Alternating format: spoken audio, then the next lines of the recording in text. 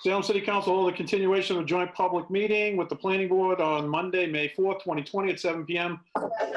Continuing discussion on 3 zoning ordinance amendments relative to ADUs and inclusionary housing via remote participation in accordance with Chapter 40 of the Massachusetts General Laws and Governor Baker's emergency orders pursuant to Governor Baker's March 12, 2020 order suspending certain provisions of the open meeting law and the Governor's March 15, 2020 order imposing strict limitations on the number of people that may gather in one place. This continuation of the joint public hearing of the Salem City Council and the Planning Board is being conducted via remote participation. No in-person attendance of members of the public will be permitted, but the public can listen and view this meeting while in progress through any of the following ways. It is being broadcast live on SATV on channel 22 by remote participation platform called Zoom. If you wish to make a comment, please raise your You may do so by using the raise your hand feature. The link to the Zoom platform is on the city's website, and if you need to enter the password, it is 955185. Or you may participate by telephone. All participants can dial a toll-free number, 888-475-4499 or 877-853-5257. And when prompted, enter the webinar ID number, which is 936-3897-8866, and follow the instructions to join the meeting. Those dialing in may press *9 to raise your hand to speak. Members of the public attending this meeting virtually will be allowed to make comments if they wish to do so during that portion of the hearing designated for public comment. Any member of the public wishing to raise their hand feature either by on Zoom or by telephone with *9 will be called upon by the moderator announcing either your screen name, email, or area code in the last 3 digits of your phone number. All votes taken by this body shall be by roll call vote. With us currently, look, Councilor Madore has just texted me. Come in, so that means all members of the council are present. Ben, if you could just update me, who's not with us from the planning department, or planning board, I'm sorry. Mason, can you do that? You have a record of it, please. Yeah, so Matt Smith and Noah Quartz won't be here tonight. And then I'm just looking, is Matt Vino here or Carol Hamilton? Not yet. I didn't see them. Okay, but we do have Ben Anderson, Bill Grissett, DJ Napolitano, Helen Sides, and Kurt Reeder for a quorum. So we have a quorum. Okay, thank you. Salem City Council will hold a continuation of joint public meeting with the planning board on Monday, May 4th, 2020 at 7 p.m. for the purpose of continuing discussions on 3 zoning ordinances. I already read that part. Hold on. This part. There you go. City Council will continue the joint public hearing of the planning board remotely on Monday, May 4th, 2020 at 7 p.m. pursuant to Chapter 40, Section 5 of the Massachusetts General Laws. This purpose of this public hearing is to provide the interested parties with the opportunity to comment on the proposed 3 separate zoning amendments summarized below. Item 1 is the ordinance amending zoning ordinances 3.1 table of uses. The second item is an ordinance relative to the Salem zoning ordinance relative to accessory dwelling units. And the third one is an ordinance amending the Salem zoning ordinance in section 5.4 to include inclusionary housing and in section 10 definitions. So at this point, this is a continuation of the public hearing, and Councilor Dibble wants to make a brief statement before we start. Councilor Dibble. Thank you, Mr. President. You'll know that on the first meeting back in March on this topic, I made a passionate plea that we should not be holding this meeting. And then the second meeting, I made a similar request for a vote that took about 30 seconds or so. And tonight, I'm not going to be asking for that vote again, Mr. President.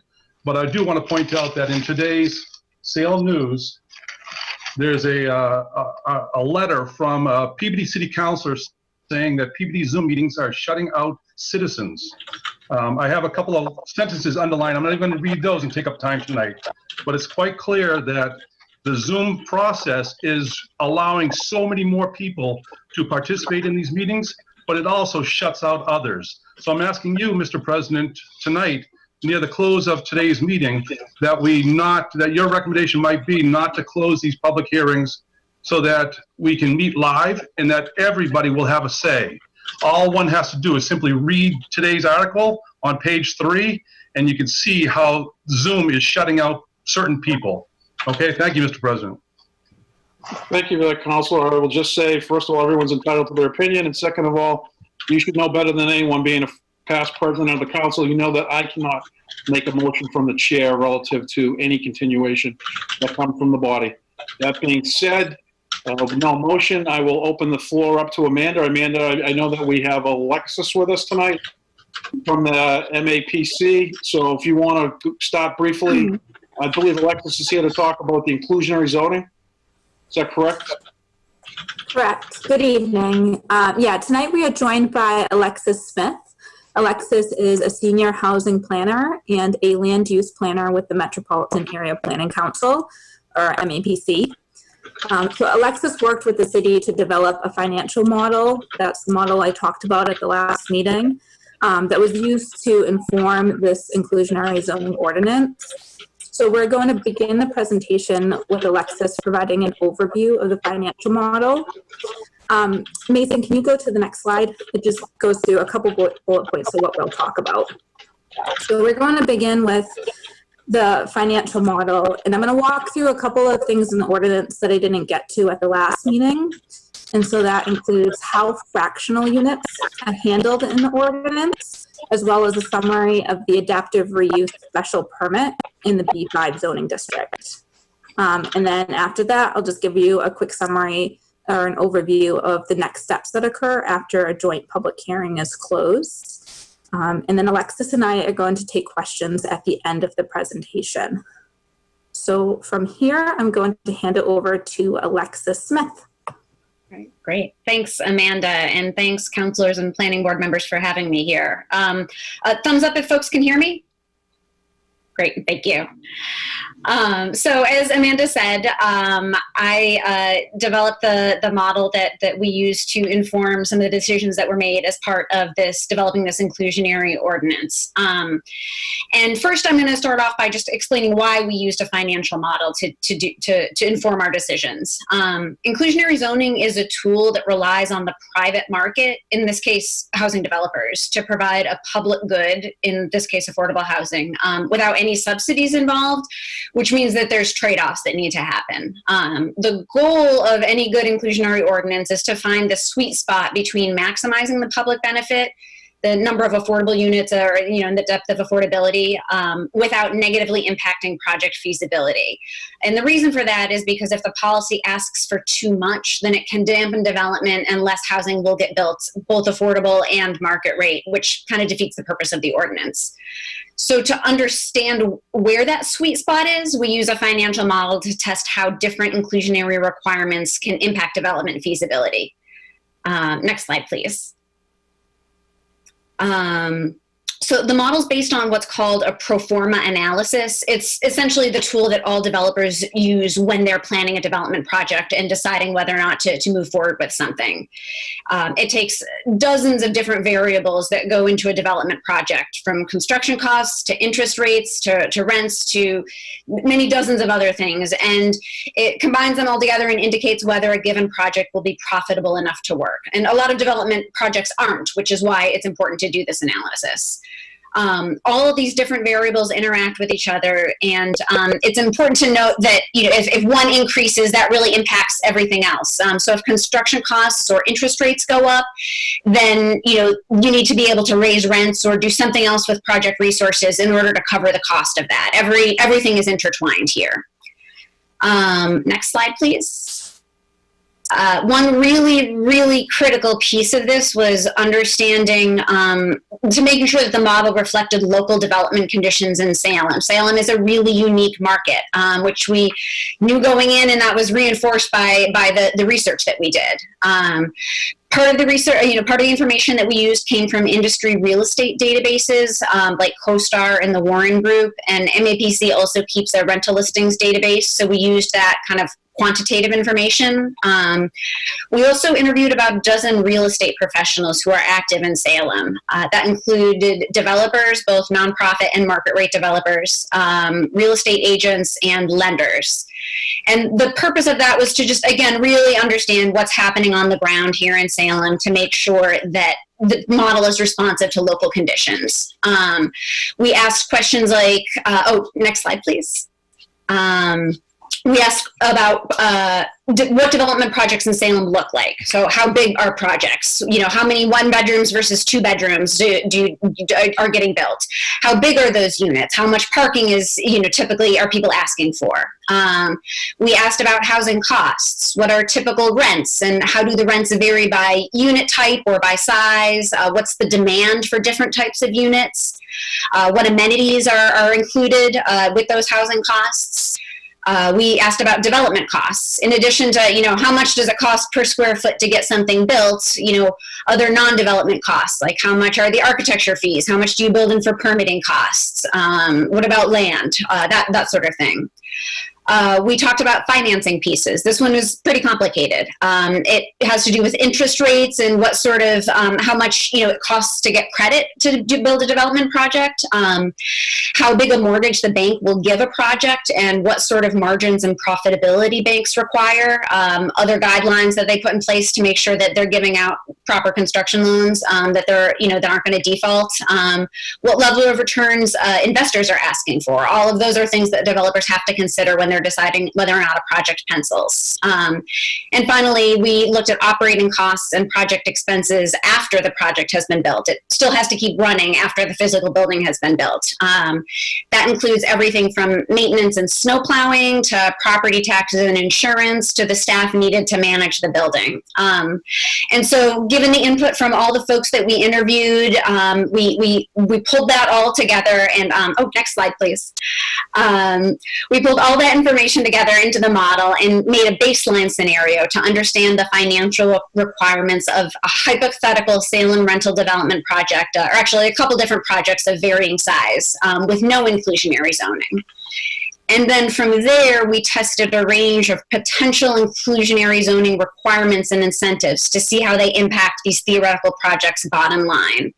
And again, the goal is to identify a combination of requirements that are as close to fiscally neutral as possible. So in other words, we want to make sure that the policy balances trade-offs so that it has minimal impact on a development project's feasibility and bottom line. And again, the reason why we're paying so much attention to this is because what we don't want to see happen is have a policy that is too expensive for developers, meaning they're just going to say, you know what, I don't want to, this is too expensive to develop in Salem, I'm going to go elsewhere. Or for them to say, yeah, I can do this, but in order to make this work, I'm going to have to increase the rents. You know, we don't want a policy that's going to increase market rate rents, and we don't want to dampen development. So just for a very, very simplified example, let's say it costs $300,000 a unit to build a project, and a developer thinks that they can charge enough in rent to make that project work. Then you add in, say, a 10% affordable requirement. Each of those affordable units still costs $300,000 to build, but the developer can't charge as much in rent to pay for the cost of building and operating those units. And so, you know, maybe the project doesn't pencil anymore. So then we go back to the model and understand what the city can offer as a trade-off to balance those things. Let's say allowing a density bonus of 25% more units to be built. Those extra units help to offset the cost of the affordable units so that the project remains financially feasible. And we did many, many different iterations of this. You know, say we want deeper affordability, what things do we have to change? If we're able to offer reduced parking requirements as an incentive, what can we change? What flexibility does that give us?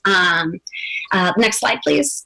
It was really an iterative process, both in terms of going back to the model and seeing what works and how different variables change things. And also, it was an ongoing conversation with city staff and with the project working group.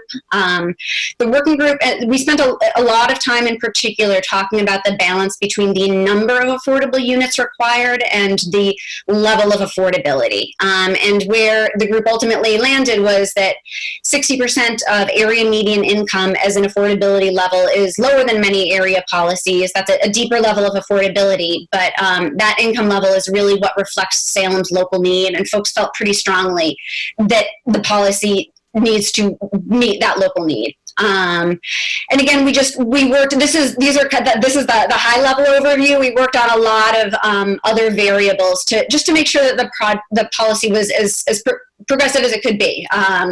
We're things like in lieu payments and offsite units and fractional payments, which Amanda's going to talk about in a little bit in a moment. But I think, it landed in a great spot, and I'm happy to, I believe Amanda's going to continue the presentation, but I'm happy to answer questions afterwards. Thank you. Thank you, Alexis. So as Alexis mentioned, I'm going to talk about fractional units. And so when I say a fractional unit, I'm referring to a situation where the 10% requirement, that's the total affordable housing units required, does not result in a round number. So for example, a 12-unit project would require 1.2 affordable units. So some communities round up at the next, at 0.5, they'll round up to the next whole. Others do not round at all. And some do fractional payments. That's something we saw in a few other communities. Salem's ordinance provides the developer two options for that fraction. So one option is the developer could satisfy that 0.x of a unit by just building the affordable unit. So for a 12-unit project, the developer would build 2 affordable units. The other option the developer could take is to provide a payment option equivalent to 0.2 of a unit, so 20% of the cost of the unit. And that payment would go to the Affordable Housing Trust Fund Board.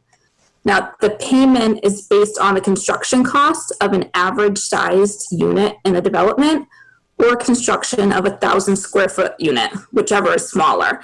And that, again, was based on the financial model with this iterative process and running the calculations and identifying it's either the cost of the average unit or the 1,000 square foot, whichever is smaller, and that's what would balance out the project.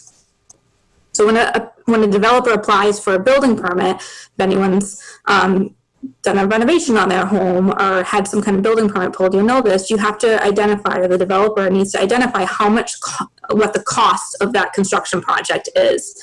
So that's where we get the project cost from. So the formula shown, italicized on the bottom of the screen here, is the required fraction of the unit times the construction cost per residential square foot times 1,000 square feet or the average unit size, whichever is less. Mason, could you go to the next slide, please? So that covers fractional units. And then adaptive reuse is a little trickier. So adaptive reuse enables growth in established neighborhoods while preserving the architectural fabric of Salem. And we want to encourage that. But what we found when we were working on this is the proposed incentives, the density bonus, the setback waiver, the parking relief. Those are not real incentives, or not incentives at all, in the B5 zoning district. And by B5, I'm referring to downtown. That essentially covers downtown. Those are not incentives in B5 because for an existing building, there's no lot area per dwelling unit requirement in the B5. In an adaptive reuse project, would not require a setback waiver. It wouldn't help it because by definition, it's adaptive reuse. You're working within the constraints of an existing building. And then adaptive reuse in the B5 already have parking relief. And so those incentives just don't balance out the project. And we found in real time that there have been adaptive reuse projects in the B5 that would not have been financially feasible with the affordability requirements at 60% area median income. And we do not want to preclude historically significant buildings from being redeveloped due to the cost of inclusionary zoning. And so that's why we included the special permit process. It's for certain adaptive reuse projects. And the special permit allows for tiered affordability up to 80% of the area median income, if all the eligibility and criteria that's spelled out in the ordinance are met. So tiered affordability, what I mean by that is some of the affordable units could be provided between 60 and 80% area median income, but not above 80%. So that would be the maximum.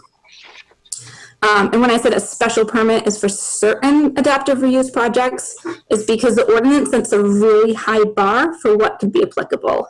So I'm going to go through the eligibility criteria and the criteria in the next 2 slides. But I do want to note that this is just a summary of a really detailed section of the ordinance. So just want to put that note out there. The eligibility requirements, thank you, Mason. The project has to be located in the B5 zoning district. So that's the only place in the city that this special permit provision is applicable.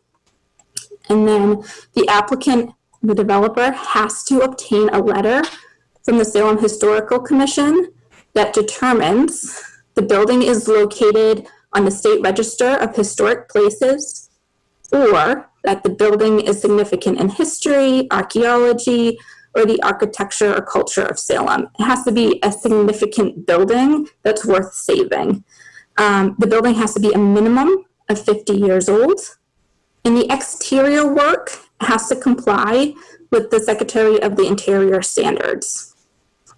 And then the next eligibility requirement is that the applicant has to have received a positive recommendation letter from the Affordable Housing Trust Fund Board concerning the proposed affordability tiers. So basically, Affordable Housing Trust Fund Board has to agree with the proposed tiered affordability. Now, the first eligibility criteria shown is really clear. It's either in the B5 or it's not. The other two are subjective, and that's subjective to the Historical Commission and the Affordable Housing Trust Fund Board. So because of that, the ordinance includes criteria for both of those, that board and commission, to base their recommendations on. So the criteria is summarized on the next slide. Thank you. So the ordinance very clearly states at the front end of the special permit in the criteria that increasing the affordability level of any of the affordable units above 60% area median income is discouraged. So yeah, the developer has to try really hard to get to 60% area median income. But if they can't do that financially, they can apply for this criteria for tiered affordability. To do so, the applicant must demonstrate to the Affordable Housing Trust Fund Board that all other resources have been exhausted. So they have to just show that they, are they applying for tax credits to help the project? Are they looking at CPA? Are they, really sharpening their pencil and just demonstrate that all other resources have been exhausted? The next pieces of criteria are really getting into the financial model. The applicant has to provide a financial pro forma to the Affordable Housing Trust Fund Board that demonstrates the affordable unit requirements at 60% area median income would prevent the adaptive reuse project from being financially feasible. Now, the developer has to use the pro forma model, and it has to be modeled after the Department of Housing and Community Development, that's the state level DHCD. They have a Chapter 40B guidelines with a standard model for determining whether a project is uneconomic. And that's the term used by the 40B projects. So we reference that document because it's a best practice and it's already in place for affordable housing projects. And there are industry standards in the document that have to be considered with the developer's pro forma. So things that Alexis spoke to, like the internal rate of return or net operating income, those are the kinds of things that have to be demonstrated.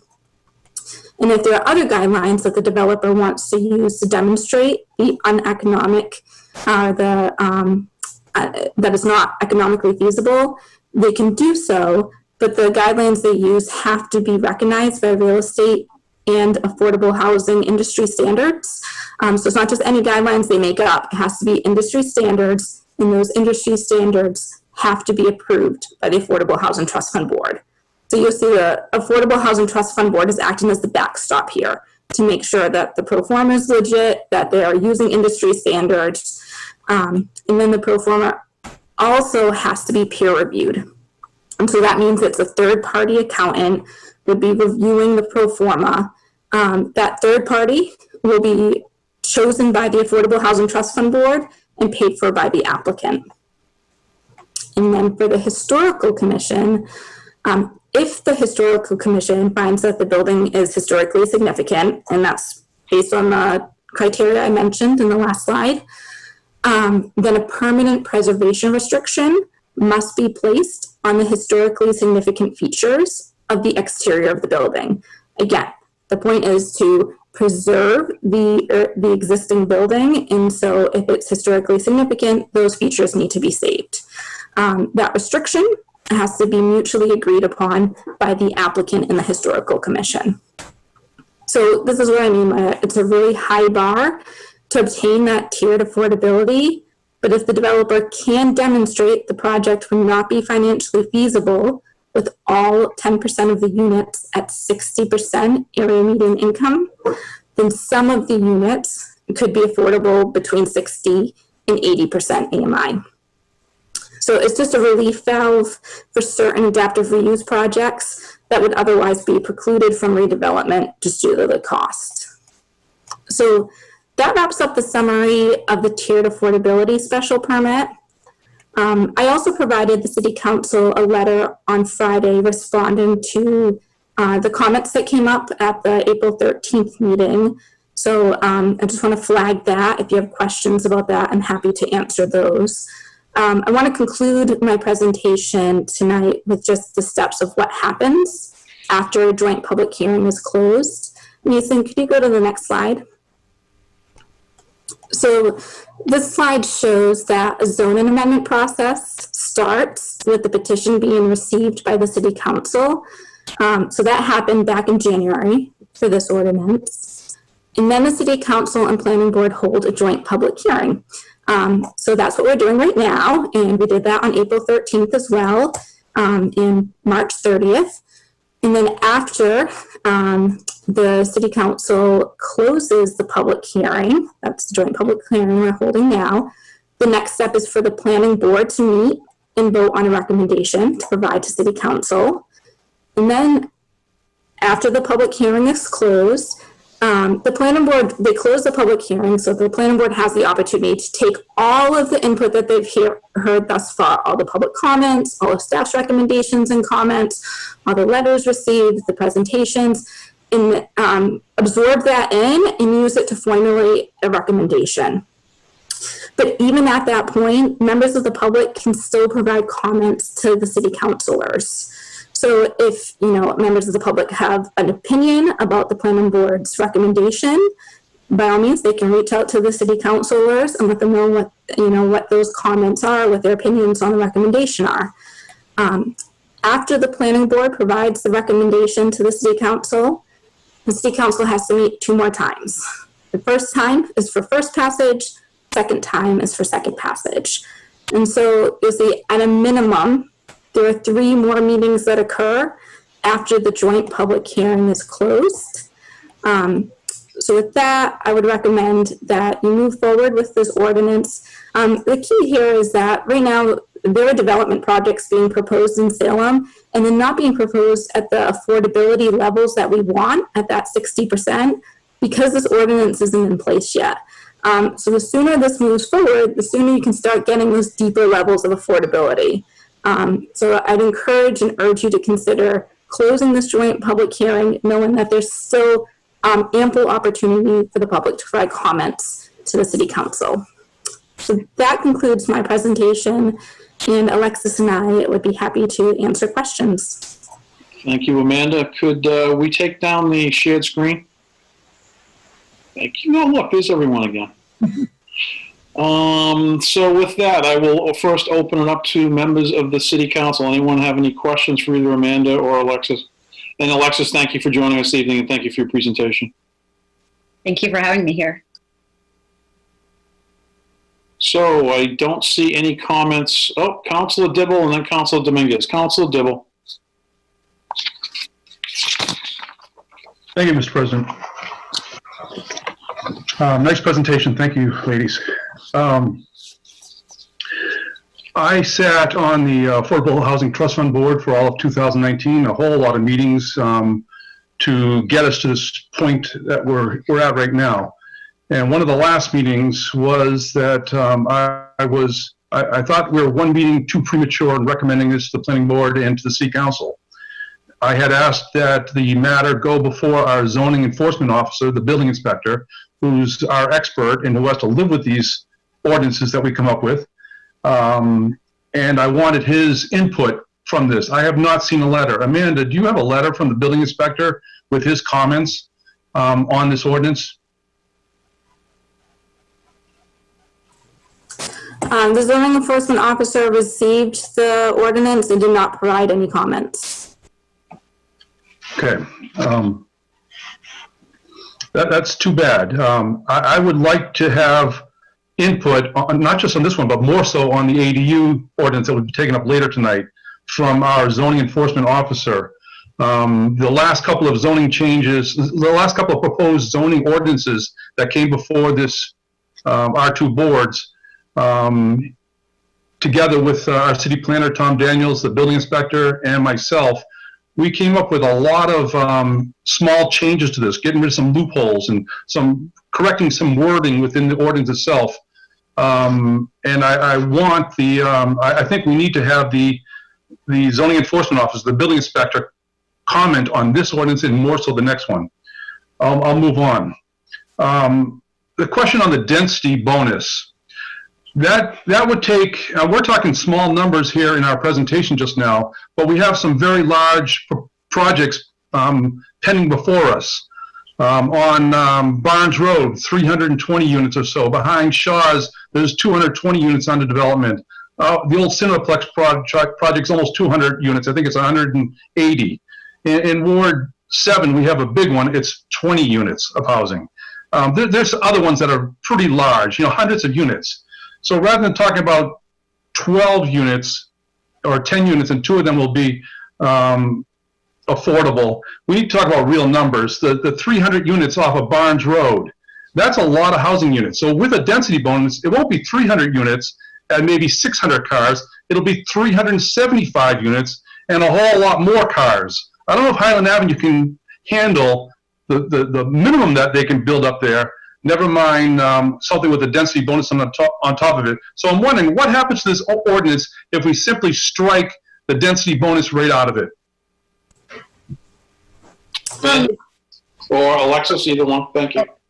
Sorry about that. Yes. I mean, the density bonus is the single biggest offset that we have built into this. If you strike the density bonus, then, I mean, quite simply, then the projects stop working. 60% AMI or area median income is deeply affordable, and it's quite progressive, especially straight out of the gate for an inclusionary zoning ordinance. And I mean, the crux of the matter is you can't get something for nothing. If you're an affordable housing developer seeking to build, to use your example, if you're building 300 units, that would be 30 affordable units at 10%. If you're an affordable housing developer seeking to build those 30 units, you're probably going to be applying for many millions of dollars in subsidy from the state and from other sources. In this case, the city would be getting those 30 units for literally no subsidy. But there are trade-offs involved because in this case, the developer is the one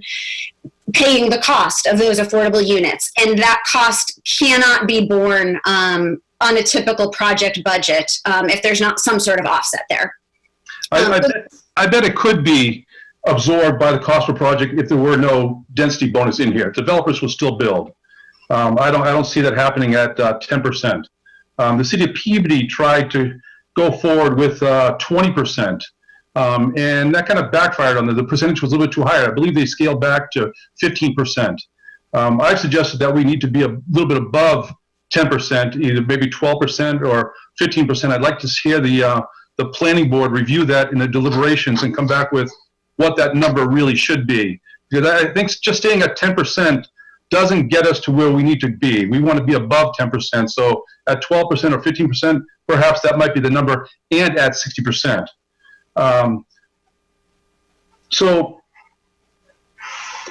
Mr. President, I'll yield for now. I have 2 more questions, but I'll come back. I'll ask to come back to them. Thank you. Thank you, Council Dominguez. Thank you, Mr. President. My question is related to the ADU component. I was told before that the 3 proposed amendment for the all previous ordinance that was presented to us, it would be included in the new proposal. To be more specific, it was a loan program related to affordability. It was a table that include how many percentage or how many price would be on rent. My question is, based on that, if we cannot include that piece or tie it up, there's no guarantee that we're going to have any affordability on any ordinance that we propose. Can you please, either Amanda or Alexis that are the one that present, can you please clarify to me why that piece or that amendment cannot be included in the ordinance? Tie it up, making sure that we're going to have some affordability on those new ADU if we move forward. Thanks. Thank you, Councilor Dominguez. You, Councilor McCarthy. So the two programs you're speaking to are supplemental programs for the next ordinance on the agenda tonight, the accessory dwelling units. They're not, the supplemental programs are just that. They are supplemental to the ordinance. It's not part of the ordinance. Council President, may I just add? Sure. Are you all set, Amanda? Tom Daniels. Yeah, through you, Council President, just to expand on what Amanda's saying. So the ordinance that's before you for the accessory dwelling units is about those specific requirements, but when that ordinance was filed, it was also filed with these two other programs. So those programs would come in, be able to be utilized if the ordinance is passed.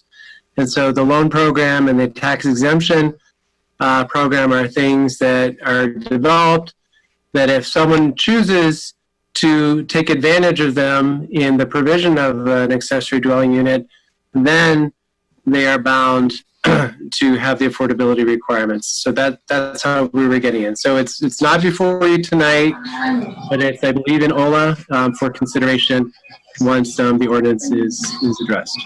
Thank you. If I may, Mr. President, I understand it's not in front of us, but I just, the presentation, and based on what I hear from both, they say that these two are pretended to bring some affordability. And my concern is that at the end of the day, the few things that we see is affordability in any of the tools. So if we want to target, if we want to really solve the situation, we need to be aggressive enough to bring some affordability. This is what we need. I mean, we don't need any more big apartments. I mean, any more big development market rate. If we wanted to target the most needed one, we need to bring some solution to the affordability. I don't see no affordability. And that's why I keep, asking about it. And I know that ADU is not in front of us, but the tools, any tool that we bring in is only a conversation we have. But in reality, we don't see affordability. And I want to see affordability in any tool that comes in front of me, regardless of what we call it. The ADU was promised to me that we're going to have some amendment that guarantee that we're going to have some affordability. Now I find out that that's going to be on the new amendment, on the new proposal that we have in front of us. So I just wanted to mention that. Thanks. Thank you, Councilor Terrio. Thank you, Mr. President, through you. So I want to have a question, something I wanted to ask about the inclusionary zoning side, but first just to where we've kind of digressed on the ADUs. Provisions to encourage affordability in ADU construction are in fact before us and in committee right now. We put them into committee when we took these up because they're fairly easy for us to pass if we choose to, but if we don't pass ADUs, then there's not much point to them. But we are, I want to clarify something. We cannot, if we allow ADUs to be done at all, we cannot mandate what the rental prices are for them. We can't do that. We can't affect those kind of private contracts of rent, especially when you're talking about ADUs, you're not talking about large developers. You're talking about individual homeowners who are choosing to do this and add a single sub-rental unit to their property. It's a choice they have to make. But what we're looking to do, should we pass ADUs and pass the ordinances, we're creating incentives for an ADU developer, which would be just a homeowner, to make them affordable, offer them an affordable rate, or offer them to somebody who's qualifies for subsidized housing. And we have we will be vetting that in committee once it comes to that point, but we can't mandate it. What we can do, and what we're trying to do with inclusionary zoning, is come up with a more progressive standard for how we will make affordable units truly affordable, regardless of who the developer is. Right now, we're doing very well in having developments that are being done by North Shore CDC, by the CDC, Heartlight, all these other organizations that are doing developments are putting in very high affordability standards and are renting below that 80% number, down at 60%, down at 40%. And that really is helping a lot of people. The two things before the planning board right now are going to, from the CDC, are going to predominantly help people in need of affordable housing. And that's a tremendous plus under the zoning that we passed last year for reuse. So we're making steps in that regard, and I think that's very positive. The question that I had on the inclusionary zoning, because this was brought up by the Ward 7 councilor, and I know this has been part of the discussion, you're talking about developments like the Highland Avenue developments, and those have come up a couple of times here. I just want to get the planning department to clarify this. So if Amanda could do this, or Tom, where this does not take hold, like things like density bonuses, from what I understand, would not apply in a PUD, which is what both of those are. And both of the developments on Highland Avenue are PUDs, but the inclusionary standard that's part of this would apply. So that's a case where they would be building, but they wouldn't get it to do a density bonus. This is more intended for a somewhat smaller scale. If you guys could expand on that and clarify a little bit, I think that might help some of us understand like where this does and does not affect. Thank you.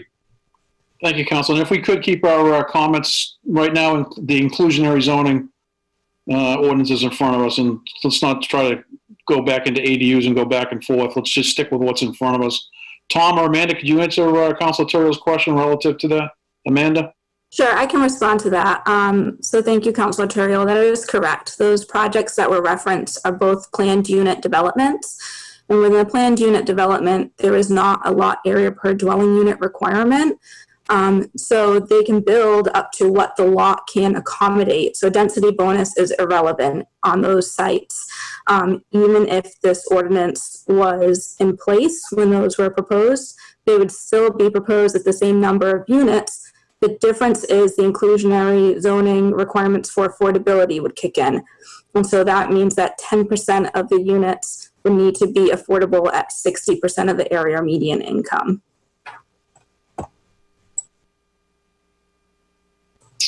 Thank you. Any other member of the City Council? Councilor Dibble. Thank you, Mr. President. Through you, Amanda, you mentioned that several pending projects, without this ordinance, we're not going to get to the deeper 60% that we all want to get to. So how is it that we get to 10% at 80% now? And why can't we simply say, all right, do 12% at 60% the same way we did the 10%? How do we get to that 10%? Thank you. So there was no math, there was no science behind the 10% at 80% area median income. It was by fiat, essentially, where the city had started requiring units to be affordable, and that was really through the planning board process. We were lucky in that the housing market was strong enough in Salem to support those units at the 10% units at 80% area median income. So those 80% area median income units are close enough to market rate to make it work. In my presentation on April 13th, I played with some of those numbers for you, and you saw there was give or take about a $300 difference. And there were small enough projects that it could balance that out. But again, when we're talking about units at 60% area median income, that's a really big rent reduction. And you need to balance that. And that's why we did this pro forma analysis to very carefully calibrate it. And what we got to was 10% at 60% area median income. If you increase that even a little bit, it's going to have impact. It's going to impact development. And from what we found, it wouldn't work. And so we were recommended 10% at 60% area median income. And you brought up Peabody is at 15% or somewhere around there. I do want to note that Peabody is also at 80% area median income. And so even though they're at a higher percentage in total units required, they're also at a higher affordability level. Playing with that deeper affordability level has a big impact. Yep, I agree, and I'm sensitive to that. So maybe the number might be 12% instead of 15% at 60%. But my question was, how is the city of Salem requiring developers to now build 10% at 80? So it's not a requirement that we can really, well, it's a requirement that the planning board adds a condition within a special permit. That's how it happens. Is there an ordinance on the books, or how do we, where is that tool that we're using? There is no ordinance on the books. There is nothing that requires it. Okay, so if there's no ordinance on the books, then, and we're saying 10% at 80, why can't we say 10% or 12% at 60 tonight and start that immediately? Without a vote of this ordinance, why can't we just do the same thing that we're already doing at 10% at 80? Why can't we do 10% at 60? Tom, you want to take that one? Yeah, through Mr. President. Just to restate, just by being somewhat picking numbers and saying that's what we want doesn't mean that that's what's actually going to happen. As Alexa demonstrated in the model, we're balancing things here. And when we started out on this journey a couple years ago, we said at the beginning that we wanted to do something smart that was tailored to Salem's market. So by saying we want 15% at 60%, I think everybody, I would like that. I think everyone would like that, 15% at 60%. But by just saying that, that doesn't make it happen. The developer is responding to that and is saying, well, I can't do that. The 10% at 80% area median income is something that the development community has been able to absorb.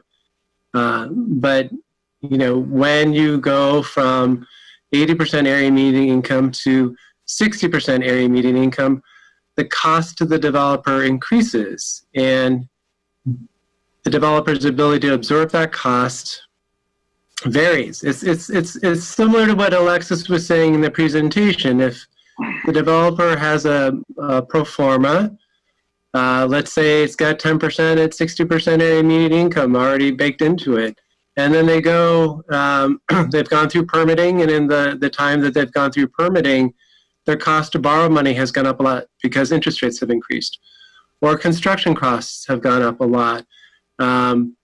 They have to look at that budget again, and then they need to figure something else out. So it's not a matter of just picking a number. It needs to be balanced off. Again, Tom, maybe you can answer the question, but I've asked it twice now. Somebody required 10% at 80%. Why couldn't we just say 10% at 60% now? Instead of being basically being threatened that if we don't pass this ordinance, we're not going to get the deeper percentage that we're looking for. Somebody created 10% to 80%. So why can't we just say 10% at 60% tonight, Tom? Through you, Mr. President, I feel that I answered that just because you say it doesn't mean that you're actually going to get that. Do we get the 10% at 80 now? Through you, Mr. President, the planning board has been using 10% at 80%. That mirrors what the DHCD number is under, the percentage, and at the area median income, it's kind of the vanilla level. And as has been stated, the development community in Salem has been able to absorb that. In our discussions over the past 2 years with the development community and Alexis's work in great depth, we talked about that, like going deeper. And the response is that it's not able to be absorbed. I think if you, so I'm not sure what else I can say to explain it any differently. That's fine. I'll move on. Mr. President, I have 3 more concerns here. 4 more concerns.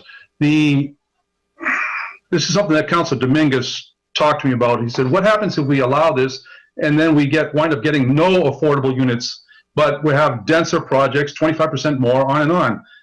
And I started thinking about that a little bit more, and I didn't get back to him. So I apologize, Councilor Dominguez. I didn't get back to you on those thoughts, those questions that you had. But I think we need to tighten the wording of this. So I'm asking the planning board to really look at this, tighten the wording of this. 180 days that the developer has to advertise this, and then he can sell them at a higher rate, and then probably the 80% goes away to 100%. And giving them 75 more units on a 300-unit development, that's a lot of loss of affordable units. That's 75 affordable units that are not going to happen, or whatever the math is, 30, 69, 90 units, if it's 10%, 37 units, whatever. It's a lot of units that might escape. So I think the ordinance needs to be tightened up. And I think the building inspector, our zoning enforcement officer, is the person to tighten that up so the developer does not take advantage of the city of Salem and kind of just sit on the units and not offer them up properly. Yeah, he threw an advertisement on the paper, but he didn't properly advertise them, fully advertise them, and really try to sell these units or rent them out for the 180 days. So maybe we have 180 days from the certificate of occupancy for that unit. So we have to sit on it for a half a year, or maybe even make it a whole year. I don't know.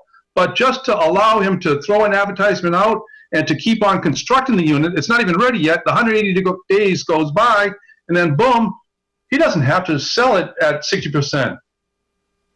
So the affordability goes out the window. The developer takes advantage of this poorly worded ordinance that the building inspector hasn't even looked at yet, in my opinion. So if I guess Amanda can talk to that, what can we do to tighten that up so that a developer does not find a big loophole in here and really take advantage and create a more dense development with no affordable units at all? Amanda, before you answer that, Councilman Dorr has a question or a remark relative to that.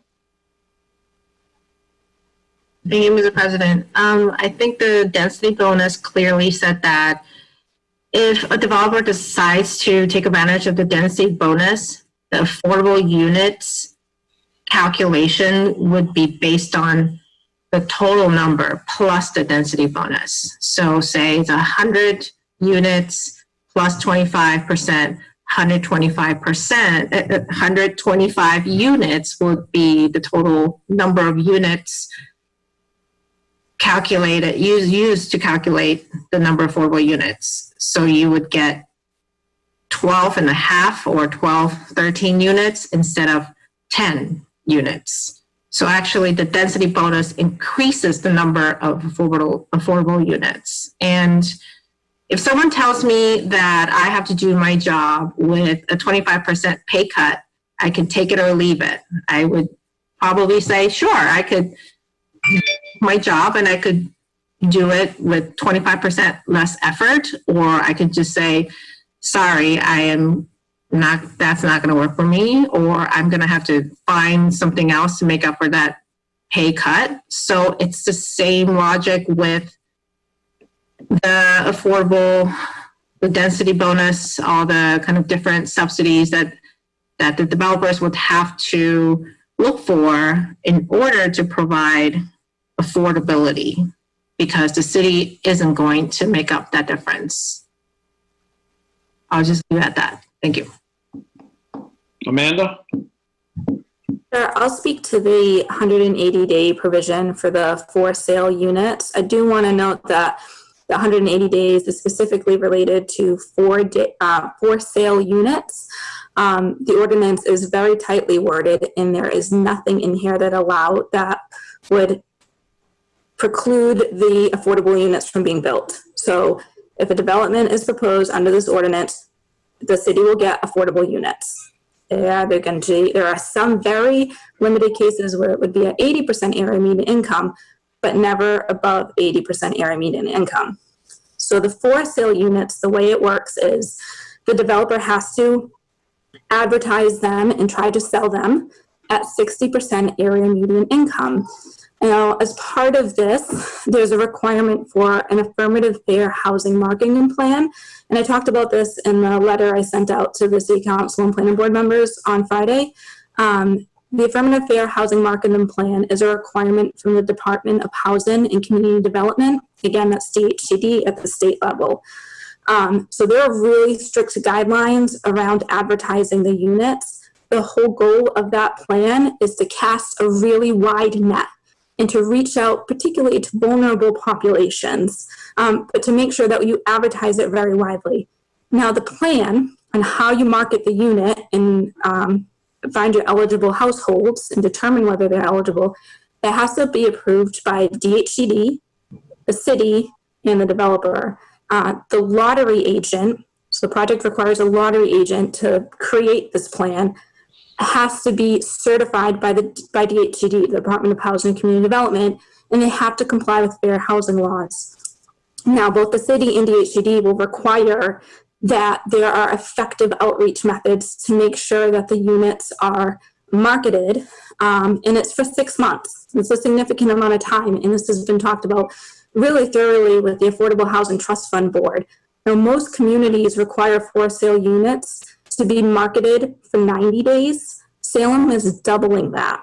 And most communities allow for sale units to be affordable up to 100% area median income. And then if you can't find an eligible buyer, it could be market rate. Salem is requiring that the units start out at 60% area median income. And after 6 months of marketing, if an eligible buyer cannot be found, then the developer can increase that to 80% area median income. At no point can it get moved to market rate or anything above 80% area median income. Now, there are a few backstops or safeguards there as well. The city, we included a first right of refusal that the city has. So the city or its designee, so by designee, it could be the housing authority or a nonprofit, can purchase that unit. They have the first right of refusal to purchase that affordable unit, and those affordability requirements carry forward. Another backstop there is that you can increase it to 80%, but only if you can't find that eligible buyer. Now, that was really important because we know the mortgage rate applications for lower income households is at a much higher rate than for moderate income households. And that data analysis is in that letter I sent you, and we discussed it pretty intensely with the Affordable Housing Trust Fund Board, because the last thing that we want is for an affordable unit to be built and sit vacant because you can't find an eligible buyer to purchase it. The developer can sell it, but they can only sell it to someone who can get a mortgage backed by a financial institution, bank. And at 60% area median income, the denial rate is around 34%. And so that means they just have a higher rate of denial because, banks are looking at a lot of factors, including debt to income ratio and, a whole bunch of variables associated with that. So it's just to provide another relief valve in the event that a 60% household, a household who meets the income at 60% cannot be found. Well, Mr. President, I'd like to thank Amanda and the good Councilman Medor for their comments on this, but it doesn't answer the question. I think that the wording of this needs to be sharpened to get rid of a potential loophole and potential developer taking advantage of the city of Salem. We need to simply add in some wording, maybe 180 days from certificate of occupancy for those units, or some sort of wording in there that will prohibit the developer from advertising these units while they're under construction. Boom, the units are done. He says, I've advertised for 180 days. I don't have anybody. Therefore, 60% affordability is off the table. that can easily happen the way that this is worded. So I think that we need to simply add in some wording, 180 days from certificate of occupancy. I'll leave it at that. I'll ask the planning board to address it, or we can add it, the city council can add it back in some wording when it comes back before us. I'm going to move on to my last three items. I don't want to take up all of the time tonight. So, Mr. President, the question is on, through you to Amanda, I guess, fractions, the fractional payments, those monies can be substantial. I'm concerned that these monies, you said, Amanda, that would go back to the Affordable Housing Trust Fund Board. I think those monies should go to the city of Salem, with it being targeted towards the Affordable Housing Trust Fund Board, but approval of those funds and the spending of those funds should come before the city council. That should be required. I don't think that's in this ordinance. Also, the parking reduction concerns me. We talked about the train station a little bit. We don't know if it'll be the train station, that location in the future. We need to have a geography of it, the intersection of Bridge and Washington, maybe the South Station train station. Should we say any train stop or any train station in Salem? But Amanda, I think that your comments spoke to this a little bit, but I'm wondering for the public, Amanda, Mr. President, I'm asking that Amanda review her comments that she alluded to earlier, and she's distributed to the city council and planning board earlier, but the public doesn't know what these answers are. So I think the questions should be posed, and then Amanda's or the planning department's recommendations or those answers to the questions be given now, I guess, during this public hearing, so that we can know what these answers are. Not we, but the general public should know what's going on. So with that, Mr. President, I ask that Amanda simply read the list of comments and the planning department's answers or recommendations. Amanda? Well, it's a 5-page letter. Do you want me to read the letter? The entire response, Mr. President? You could, if you just hit the highlights of it, whatever the question was and what the answer is in a nutshell, and if someone wants to read it, we post it someplace online, either through the city clerk's office or. Sure. So one of the questions. Just for the record, so Mr. President, this is Matt Vino. So are we asking her to summarize a 5-page letter? I just want to be clear on what I am, unless someone really wants her to read all 5 pages. I mean, it's more like someone posed a question and then she responded in such a way to come up with a change in the proposal as originally proposed. So, which is the document that's going to be sent. If this hearing were to be closed, it would be the document that will be sent to the planning board for their review. Right, but at that time, Mr. President, the public cannot comment when this hearing is closed. So the public has a right to hear what answers to the questions are during this public hearing. Amanda? Mr. President. Do you want me? Yep. So,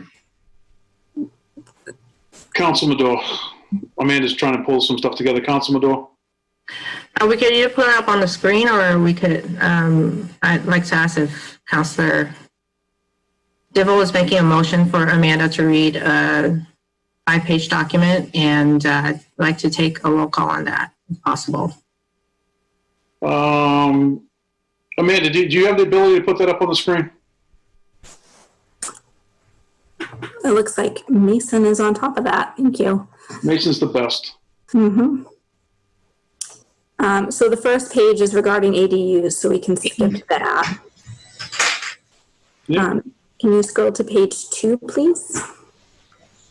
So the first question I have on here is, does 30% of the household income include utilities and property taxes? That's when I stated that affordable, what's considered affordable is if you're not paying more than 30% of a household's income towards housing. And so for ownership, yes, it includes utilities and property taxes. For rental, utilities are included.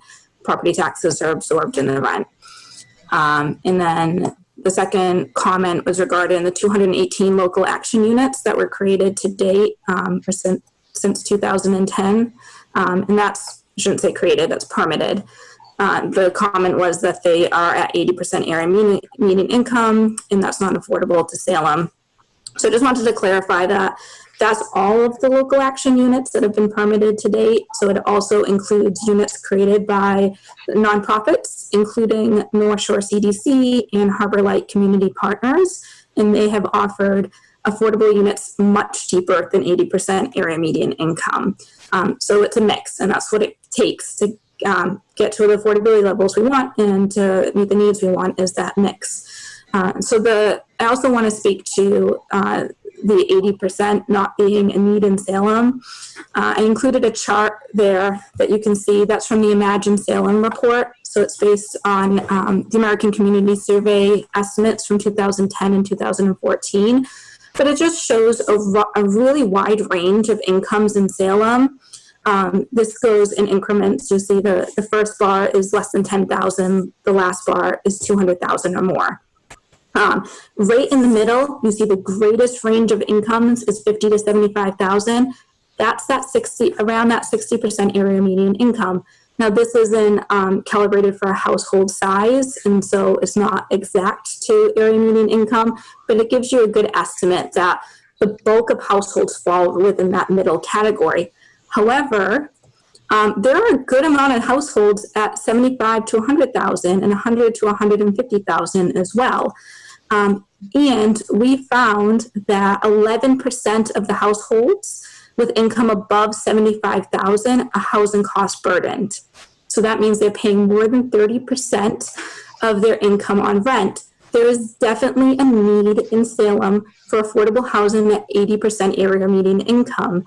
It's not as great, or there's not as many households who need it as the households at 60% area median income, but there is still a need. And so even if this ordinance were to create some units at 80% area median income, it is fulfilling a need in Salem. There are just sort of needs all over the place.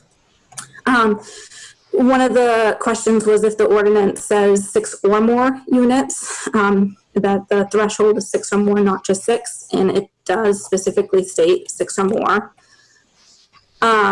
There's a comment regarding the need for more than 10%, and I don't want to go into this in too much detail because I think Alexis did a really great job hitting the highlights on the pro forma, and we spoke to, if you go above 10%, you need to reduce your area median income requirement, and we want to stay at that 60%. And the same thing with the 25% density bonus. We talked about that. It's needed to offset the costs and to balance out the development.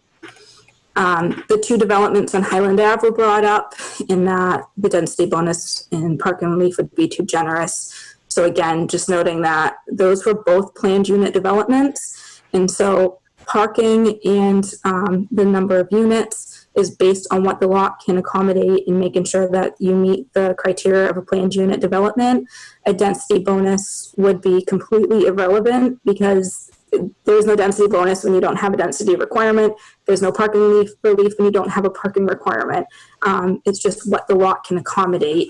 But again, the units would be at 10% of the units would have been required at 60% area median income if this ordinance had been passed before those were submitted. And then the last number here is the language regarding the 180-day window to market the units. And I just responded to that just regarding, there's the Affirmative Fair Housing Marketing Plan that casts a really wide net. I would recommend that you do not add language that starts at certificate of occupancy, because part of the lottery process, you want that to start really early on. It includes a community meeting to let people know about the lottery process. And then you have to hold a lottery and give ample time for people to apply for the lottery. And then the lottery agent goes through the eligibility to the households who are eligible. If they determine they're eligible, then they have to show that they have a lender who will provide them a mortgage. And so you want those units occupied as soon as possible. And my concern with waiting until the certificate of occupancy would mean that you're waiting an additional X number of months for the household to be able to occupy the unit instead of getting a start early on and trying to get people in that unit. And then I have a chart that shows denial rates and then lastly, the 80% AMI. I'd say particularly ownership units at 80% AMI is an unmet need in Salem. So even if the units were not, you could not find an eligible household at 60% intermediate income, there's definitely a need at 80% for those households, particularly for those starter homes. So that's the summary of that letter. Councilor Dibble also brought up the train station. I believe I answered that at the last meeting, but I will again. So the ordinance says to a train station. It does not specify the train station. And I'd recommend keeping that language because the idea there is that you are having people take alternative forms of transportation than the car. You want to promote less parking near train stations, whether that's a new train station or the current train station that we have. So if there is a train station that is up and running, my recommendation that would be that we provide parking relief within that distance to it. So that's my summary of the comments. Thank you, Mason. Thank you, Amanda. Anyone else? Any member of the planning board have anything to add or comment?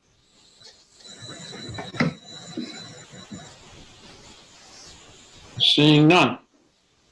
Mason, at this point, is anyone in the public who has their hand up? We do have one person with their hand up, and for everyone who wants to provide comment on the inclusionary zoning ordinance, press *9 on your telephone, or you can press the raise your hand button on the app. All right, so I'm going to start now with Jeff Cohn.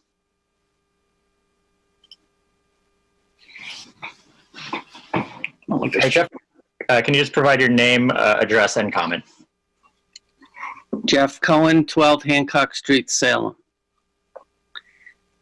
As a taxpayer, Salem resident, as many of you know, we had two significant crises that we were dealing with in Salem prior to the COVID-19, resiliency and housing. I resent as a taxpayer and as a resident that we would think about postponing something that would deal with one of these crises when people who are already challenged are more challenged. I want to just quickly address the ADU situation. When this process started, when there was the first hearing between the council and the planning board, I brought up a situation. Under the current ADU statute, I would not be able to do what I wanted to do. My mother had a stroke. She needed 24/7 care. A nursing home where she wouldn't want to go, and if she was in a nursing home now, it would be difficult to visit her, would be $156,000 a year, skilled nursing, without paying for rehab. 24/7 home care through North Shore Elder Services would be $220,000 a year. I have a 3-family, and she could live in one unit, and I could convert a space that I have to an ADU under the proposed ordinance. The person who lived there would be able to take care of my mother and would be about 40% of AMI. All my units in my 3-family are significantly under market rate. The dignity that my mother wanted would not happen in any other situation. Unfortunately, she passed away on December 17th, but if she was able to attend this meeting and speak, which she wasn't able to do at the end, she would ask the council and the planning to pass the ADU as written so she could have had some dignity to live in an environment that would be comfortable for her. I encourage you all to consider that, as well as how this would increase affordable housing in Salem. Thank you. Thank you, Jeff. If the other members of the public, can we limit the comments to the inclusionary zoning ordinance? That's the one we've got a comment about and has been presented first. And then after we finish with inclusionary, we'll take up the other two that are related. So if we could just limit the comments to the inclusionary zoning. Mason, if you would please, sir, and next member of the public. Yep, we have two more hands raised on this. Next will be Nadine Hanscom, and you are unmuted. Please provide your name and address for the record and your comment.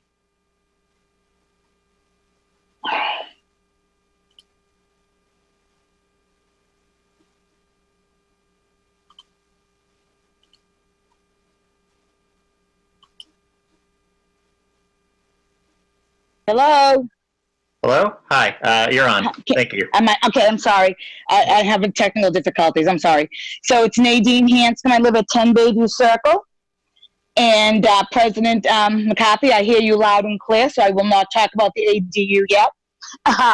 Thank you. I agree. I just wanted to, I wasn't really going to speak on this, but after I hear a few things, some of the stuff was concerning me. Some of your surveys that you have up, I mean, are 6 years old, which that's concerning to somebody who's, you know, has been in the property management game for well over 20 years. And all my property that I managed was only in Salem. I will tell you, I have gotten out of that game in the last 3 years. But at one point, I was managing up to almost 100 units. So the fact that your surveys are 6 years old and we're basing, you know, comments and we're making decisions on that is very concerning to me, because in that past 6 years where your surveys are, you've had many things built. Okay, so your surveys are really out to date. You should know that right off the bat, and I'm sure you all do. So when I was doing property management, I can tell you that I've had houses from Salem Common area, down by the college area, the Point area, and also over by what they call the Italian neighborhood, that's Summer Street, Federal Street area. So I'm all over the city when I was property managing, so I can answer most questions in different areas, okay? From luxury units to not luxury units. And the one thing that I prided myself on was that I always tried to be very fair in my rentals, especially when I was renting in the Point neighborhood. But the one thing that kept happening to me, especially in that area, and the one area that was probably on the Summer Street, was that every year the council kept raising my taxes. Then you added the trash fee in. So if the land, you know, if I was managing property, obviously I was managing for other people, so they didn't live there. So their trash fee, they had water and sewer that went up. So they're not going to put the money in to pay the mortgage. That's not why they own property, right? We talk about developers. You always try to help a developer. Let's talk about the landlord.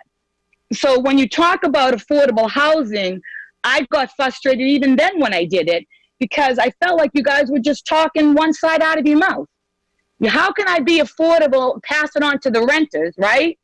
When every year I have to say to the landlord, well, just so you know, you're going to be paying a couple $100 more in taxes. Oh, and by the way, you're now paying hundreds of dollars to have your trash picked up. And they wouldn't even pick up all the trash, so I had to go to a private service. So I agree with you on affordable housing. I always wanted to try to help the tenants. But you can't have it both ways. If you really want affordable housing, that has to start with city government. And that is you guys looking at your taxes, raising them every year. There's the water and sewer, now the trash fees, that they don't even take half the trash because the barrels don't hold it. So we have to pay for more trash. So it gets me, I guess, upset when all I keep hearing is we want to go with affordable housing, we want to go with affordable housing. But how are you helping us? How are you helping the landlord? You can't keep raising tax on them. If you're going to raise the tax, where do you think that they're going to go? They're going to go to the renter. That's obvious.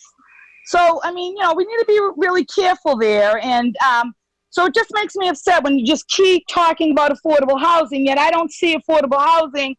I don't see you helping affordable housing. And it seems that your answer continuously is, let's build more things and let's help the developer, which is great. I've been on that side of the fence too. But a lot of the developers don't even live in Salem. They come in and they're looking to make as much money as we want. So let's all stop acting like that they're making a minimal amount of money. And if you raise something on them, they're going to go flying away. We know that's not true. So again, can we stop with that? I live in Ward 6 area, and just look around Ward 6, all the developments. They're all luxury condos. Where's the affordable housing? I mean, I walk it all the time. So again, you talk about it, but you've approved these developers that come in, they're not affordable. They're high-end condos, luxury. Everything is luxury. So again, you say one thing, but you approve another. I don't care if you say one thing and you want to only have luxury apartments. I don't care about that either.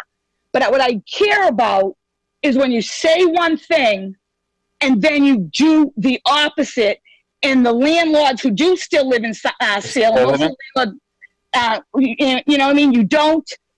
So just, can we please all just be honest with each other? Either help the landlord out by fixing your taxes and stop charging us for everything, or stop approving luxury apartments and saying one of them is going to be affordable housing, because you're not going to fix the problem that way. So thank you for listening, and you'll hear me again when we get to the ADU. Thank you. Thank you. Mason? All right, next we're going to be moving on to Rosa Ordaz. And Rosa, you should be able to speak. Just provide your name, address, and your comment. Sure. My name is Rosa Ordaz, and I live in on 13 Forest Avenue. And first, I wanted to quickly thank Amanda for the wonderful job she did summarizing a 5-page letter. That's really difficult to do, so thank you for doing that so clearly. And second, I want to say that I appreciate the care that has really gone into reviewing and strengthening this ordinance. But I think that it's time to really make some actions and some progress towards getting inclusionary zoning on the books.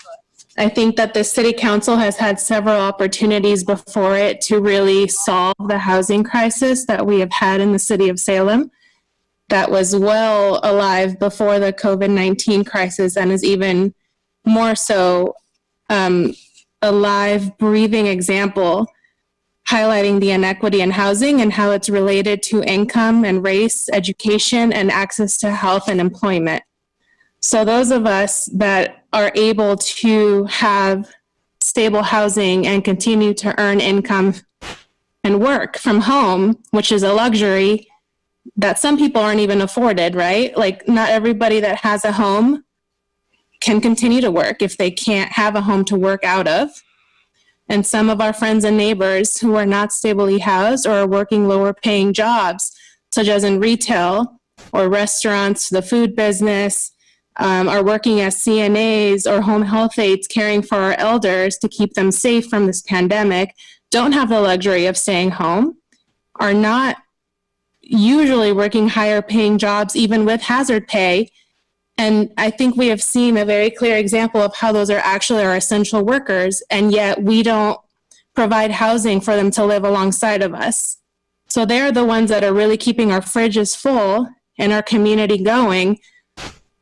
But for some reason, we don't think that we should provide housing that is affordable to them. So I just want to remind the city council that those are our friends and our neighbors and the people caring for our families. And we need to provide housing that is actually affordable for them. The other thing I would say, because it was mentioned a couple of times in this presentation, is that I work for Harbor Light Community Partners. And we are not a developer that makes a ton of money. We are a nonprofit CDC. And we have wait lists of over 500 names. Not all of our properties are in Salem, but the ones that are, which are Boston Street Crossing and house formerly homeless individuals, we just see time and time again the need for housing of various forms. And as a developer, the finances have to work. So as much as I appreciate the thought that we should just mandate every developer to do 60% AMI and 20% of affordable units in every development, the finances have to work. The guidance from DHCD and the 10% affordable housing recommendation from the CPC are really some of the numbers that guide a lot of the practice around building and managing affordable housing. The city of Salem has met those numbers, and I'm very proud of that. I've lived in the city now for about 3.5 years or so, but I don't think that continuing to leave housing up to chance and trusting that every special permit is going to require developers to do affordable housing is the right thing to do here. So thank you. I appreciate your time, and I hope that we can pass some sort of inclusionary zoning ordinance, because as we saw in that chart in that 5-page letter that Amanda read, we really need to provide housing that is affordable, and 80% is no longer affordable for the majority of the city of Salem. Thank you. Thank you. Mason? All right, I think that is the end of everyone who's raised their hands for the inclusionary zoning comment period. Raymond, someone else just raised their hand, so Raymond and Gu, we'll go to them.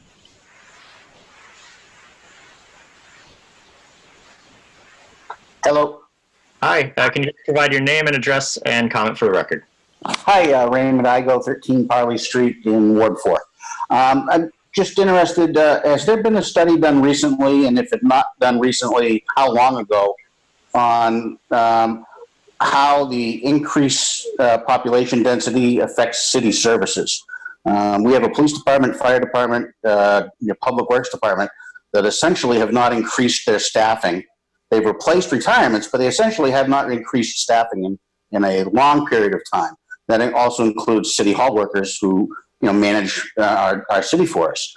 And we're adding thousands and thousands and thousands of new apartments and condos.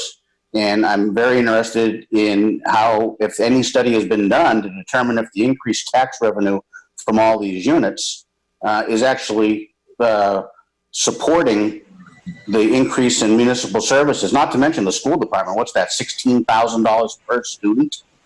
Has there been a study done to show that the high-density housing pays for itself, or is it actually a negative draw?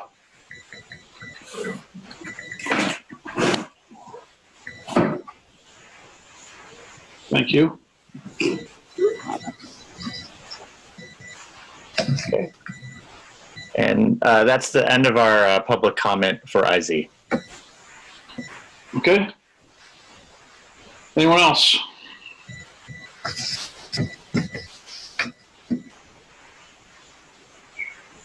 Seeing none. Any member of the council? Council Devil.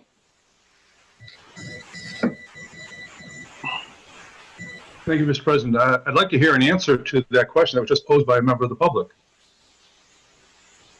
Ken, we're really overcrowding the city. I'm in support of this ordinance. I think that we need to work on the wording of it, strengthen it, make sure we get rid of the loopholes so developers don't take advantage of the city of Salem. But I'm going to be voting for this ordinance. The other one I have some trouble with. We'll get to that later tonight.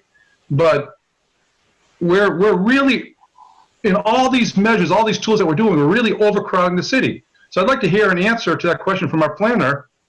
So through you, Mr. President, if our planner can answer that question that was just posed by the resident, if the police department, the fire, the water, the sewer, and all these other things, have they been looked at? Can we handle it?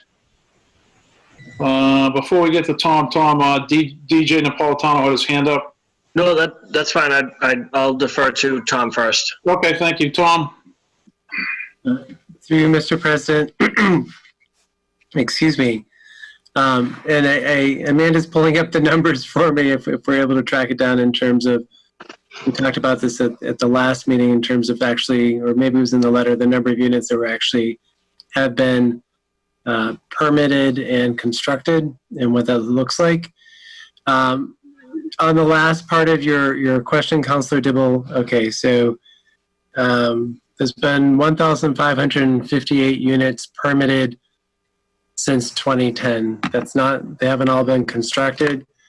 In terms of the infrastructure side of it, water, utilities, all of that. That's reviewed with each filing the application as part of the site plan review process, and when there's a special permit that's needed as well.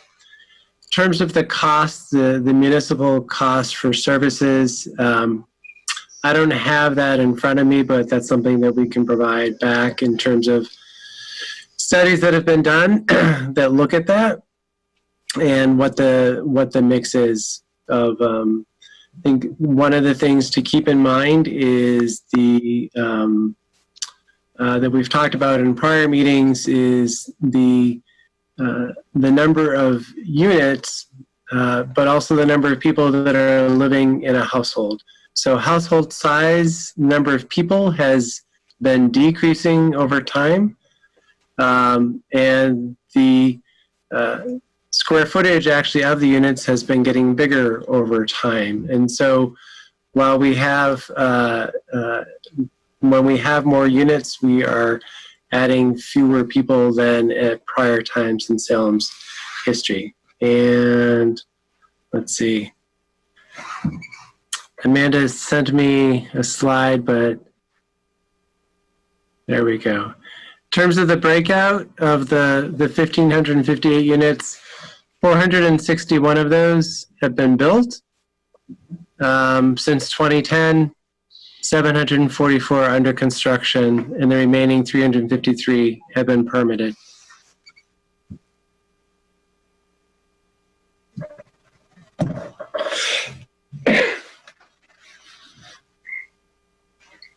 You all set, Tom? Yep. Thank you. You all set, Council Dibble? Are you all set? Thank you, Mr. President. I think that we need to throw into the mix some housing projects that are not included in your math, like the 320 units proposed at Barnes Road, the 180 at the Cineplex, 220 that are under construction behind Shaw's, a few on Loring Avenue, the development on Franklin Street, all those units being built down on and under permit on Blubber Hollow, all the units under construction on Mason Street. To go back to 1,500 units since 2010, just what I've added up here is 1,500 units. So I think we need to double check our math.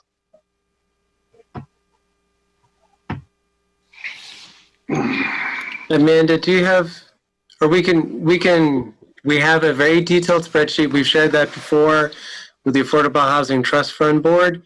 So we're happy to share that information again about the units that have been permitted and the ones that are under construction.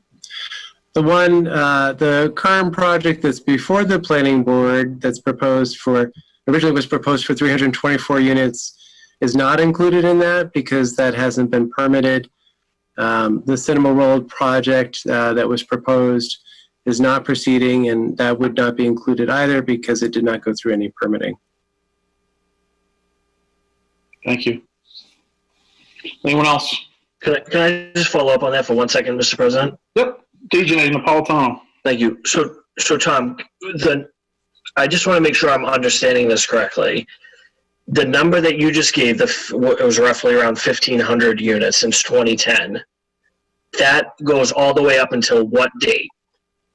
It wasn't like you stopped counting in 2018 or 19, correct?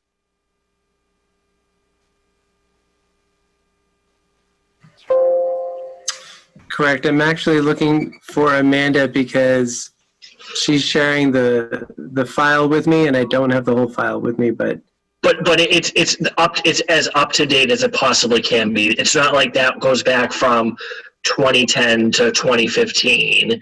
That is the most up to date numbers that we have. It was, what was it, 1590 you said? 1558. 1558 since 2010. Yep. And all of the projects that the council from Ward 7 just indicated are part of that number, if they are either permitted or been built or under construction, correct? Correct. So let me just take, for example, Ferris. Ferris is currently permitted, but is not, they're coming back, I know, before the planning board for a change, but those units are included in the number that you just provided to us. Correct, yes. Okay.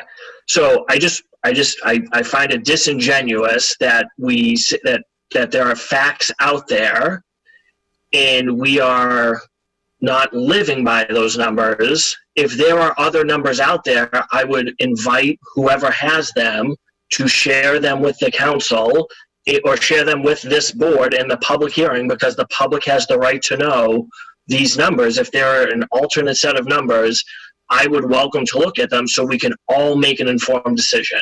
But just saying that they're not there, just saying that these plans are out there, or that we have an additional 1,500 units in the pipeline that we are not counting, does no good to anybody. So I would welcome to see numbers. I hope people would email them and post them according to public record so we can actually see the numbers. But until that happens, I think we have to believe that we, since 2010, have permitted roughly 100-ish, 110 units per year. I know my math is not great, but roughly 110 units per year.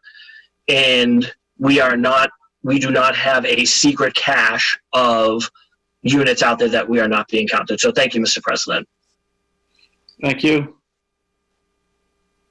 Councilor Dominguez. You gotta unmute yourself. There you go, sir. Thank you, Mr. President. I do have some information on that regard.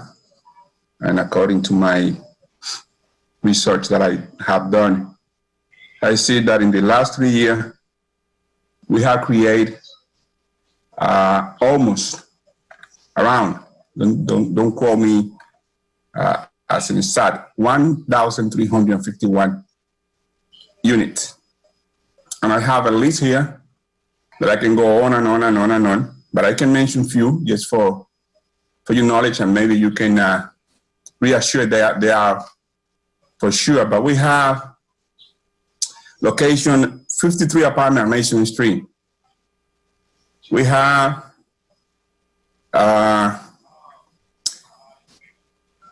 some apartment in 355 Highland Avenue. We have what is the use of what we used to have the Cineplex, 180 units. Federal Street, the James School is going to be 32 units. Hudson Boulevard, the former Immaculata Concepcion.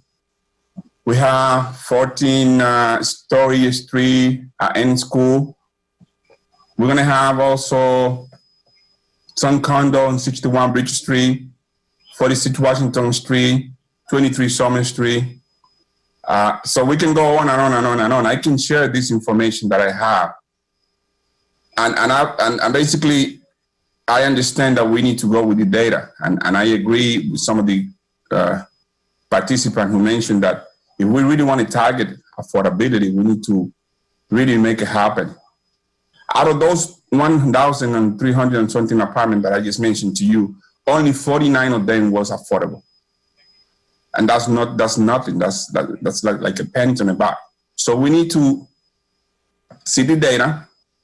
If we really want to go ahead and target, if we want to use those two, the one that we propose and we're going to approve it or not, we really need to increase the intention, or not the intention, we need to make it happen if we really want to help.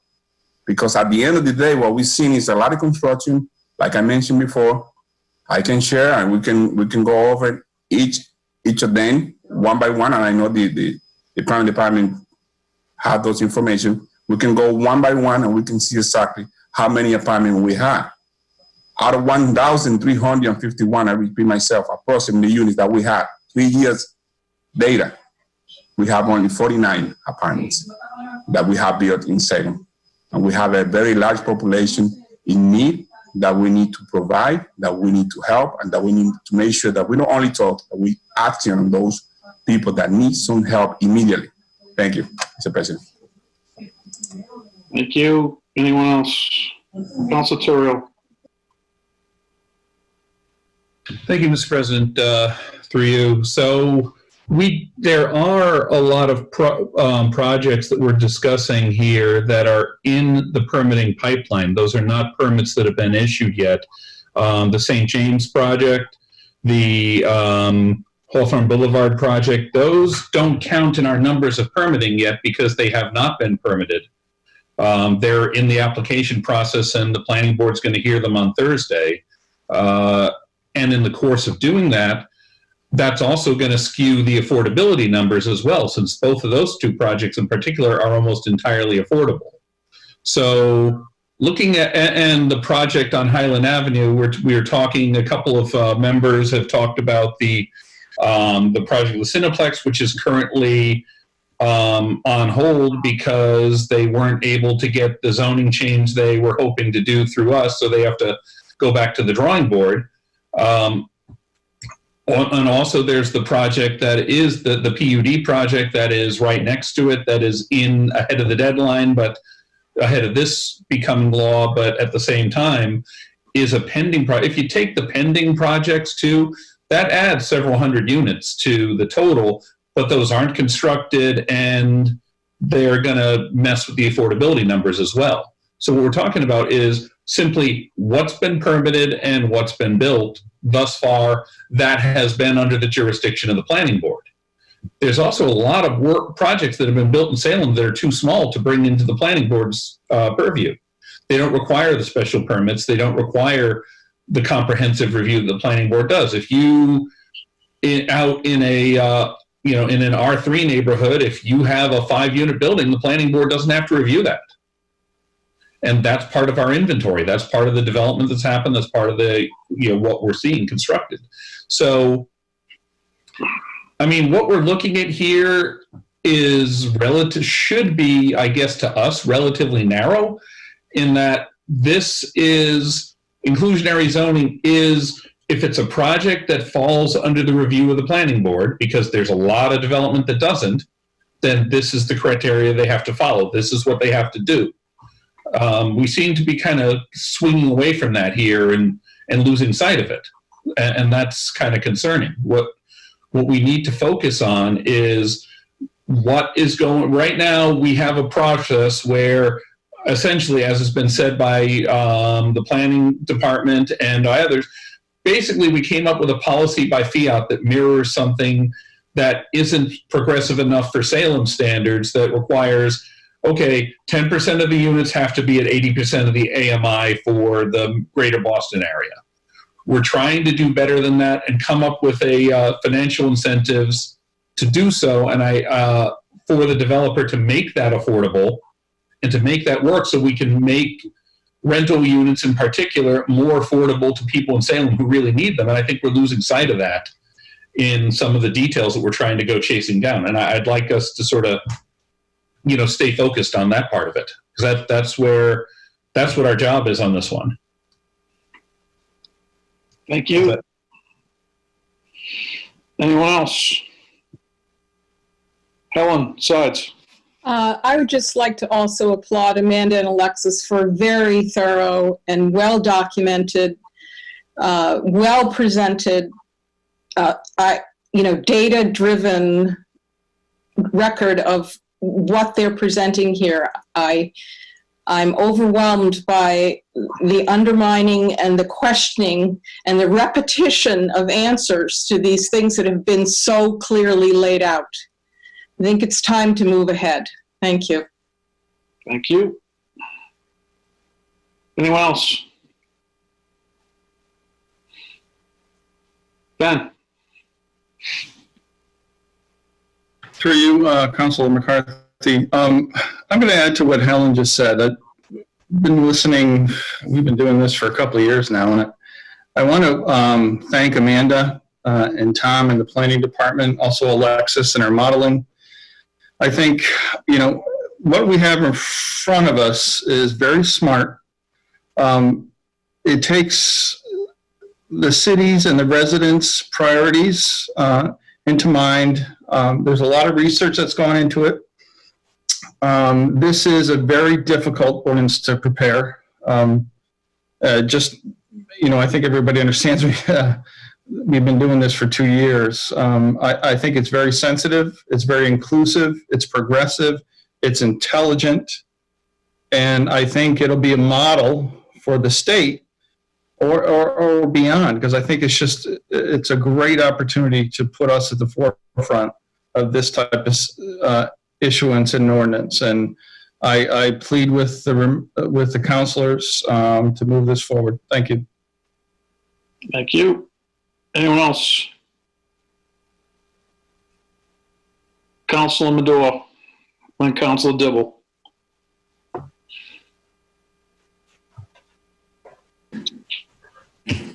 I'm really excited about this. I want to talk about how excited I am that we're talking about inclusionary zoning. We have the opportunity to pass one of the most progressive, one of the most assertive, pioneering inclusionary zoning ordinances in the state. I have heard it from people who work for DHCD. I have heard it from folks that I work closely with in my day job, that this is like a gold standard of inclusionary zoning ordinance.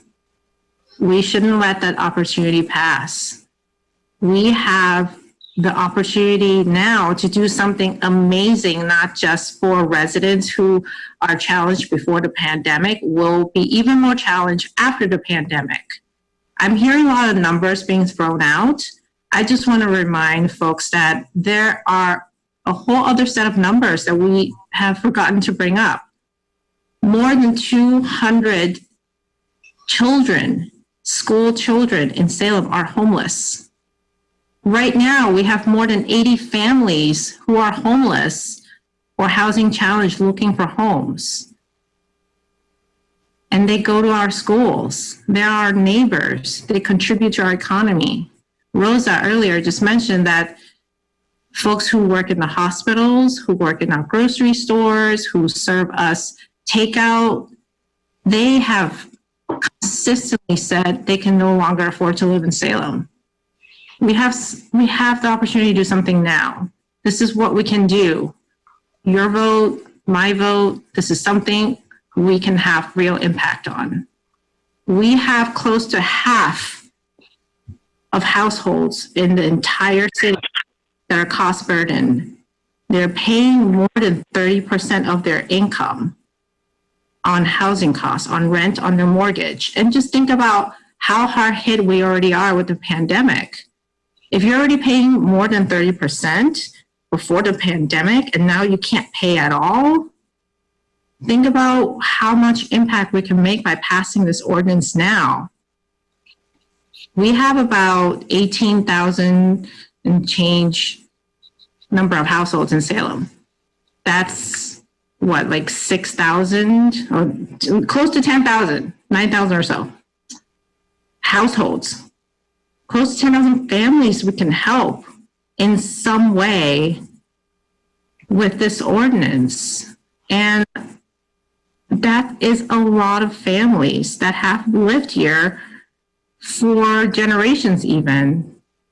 We have the opportunity to do something now, and we need to move on. And we have the materials before us. We have received these materials well in advance. We have several counselors on this body that have served on the Affordable Housing Trust, myself included. And we have listened and analyzed, and we listened to our experts. 60% of AMI for affordability it's awesome. We can do that now.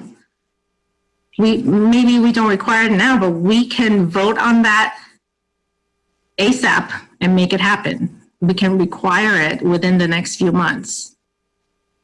The housing crisis is not going to go away after the pandemic. It will be even worse. People have probably become homeless as a result of this, or will be evicted after the pandemic because they can no longer pay rent, or they no longer have income because their businesses have been closed for months. So this is actually a safety net that we are creating now to help everyone, you, me, my neighbor, everyone that is impacted by the pandemic. So I would argue that what we're doing now is actually critical pandemic response to our closest community members right here in Salem. and we can lead in this aspect. We're leaders. We have to lead now.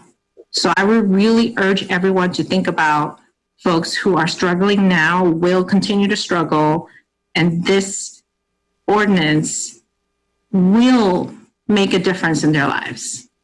Thank you. Councilor Dibble. Thank you, Mr. President. I'd like to echo the good Ward 2 councilor's comments just now. She and I don't always agree on everything. On this one, I agree. We need to pass this. We need to pass this soon. It's needed. Our job as councilors is to put a good effort into getting it right. So when we talk about affordability, there are things that we can be doing now. One is passing this ordinance. But at every one of our city council meetings, we can be doing something about creating affordability, because simply increasing our taxes, our real estate taxes every single year is going to raise the rents and raise the mortgages on our houses.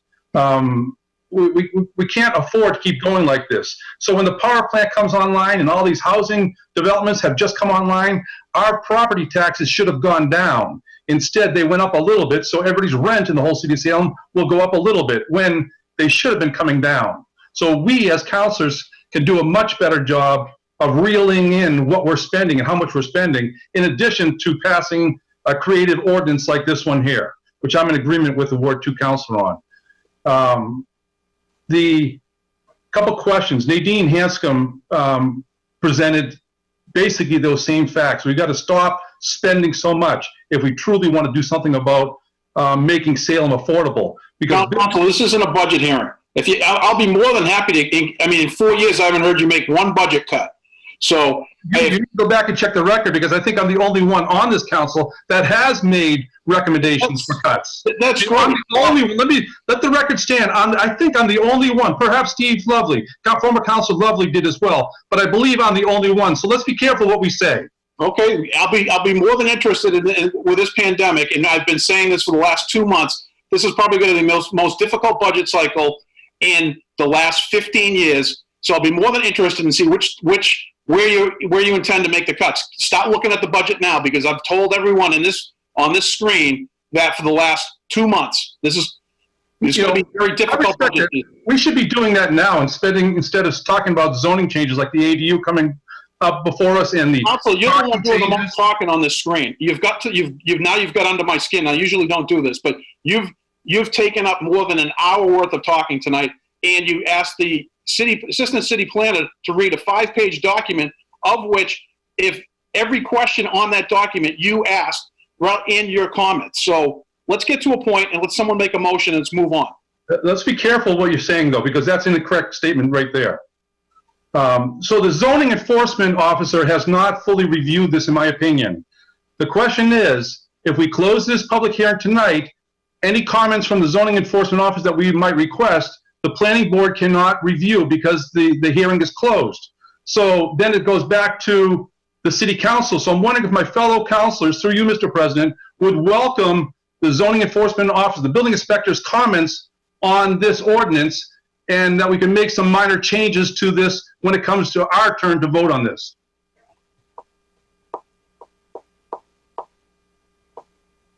That's a question to the city council through you, Mr. President. I can't make a motion. Council Tura. Thank you, Mr. President.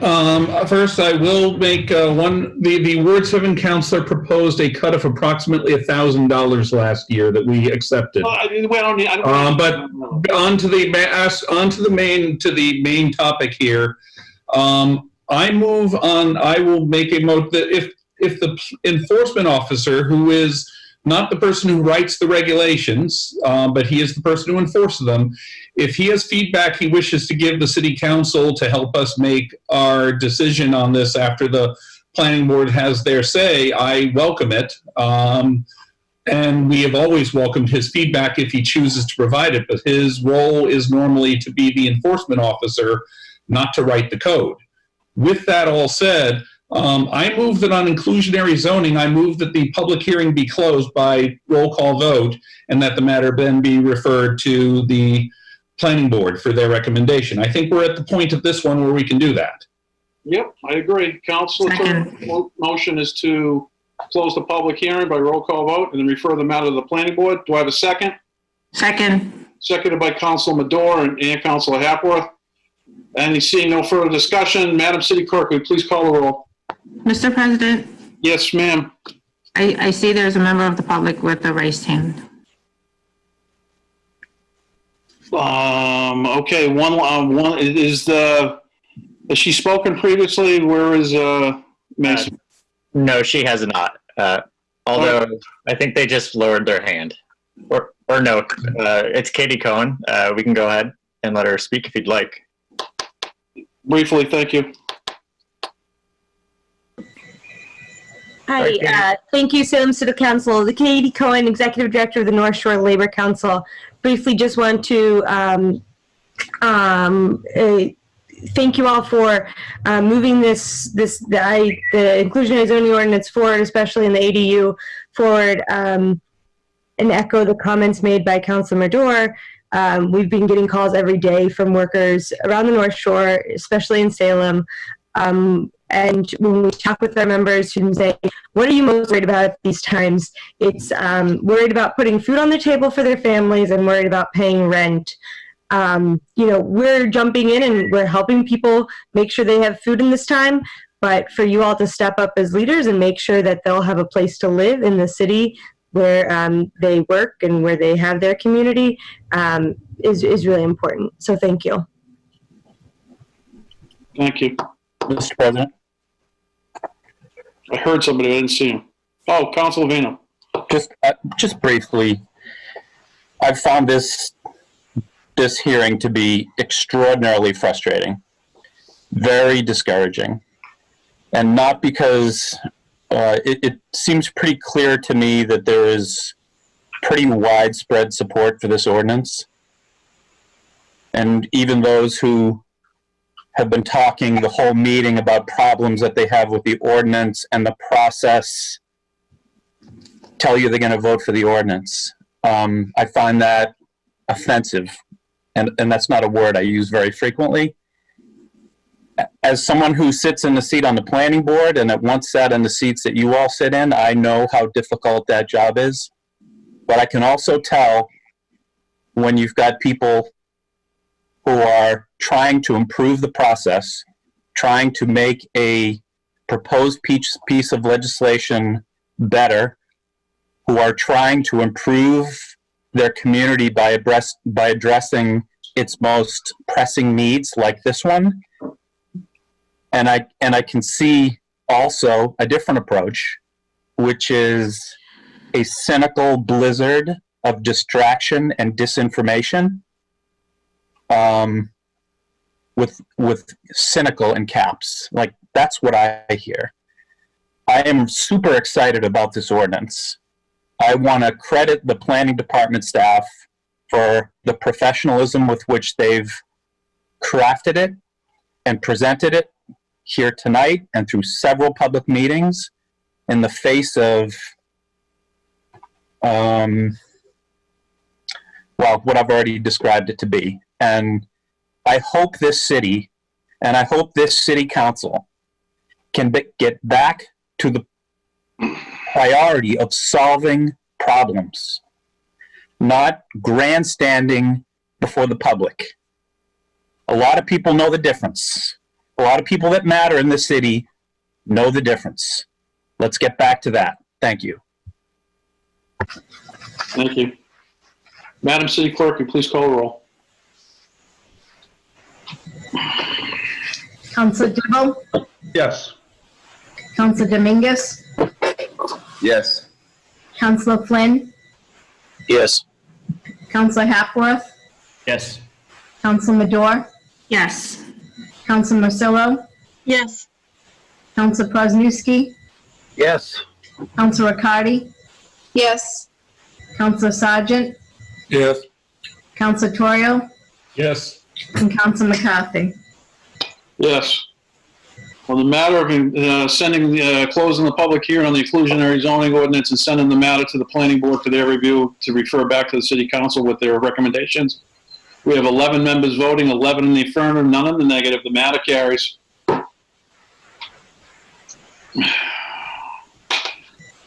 Okay. Oh, where did Amanda go? Amanda, I hate it when my screen, someone talks and then they move and I can't find her. Amanda's on the phone. I got you. I got her now. Yep.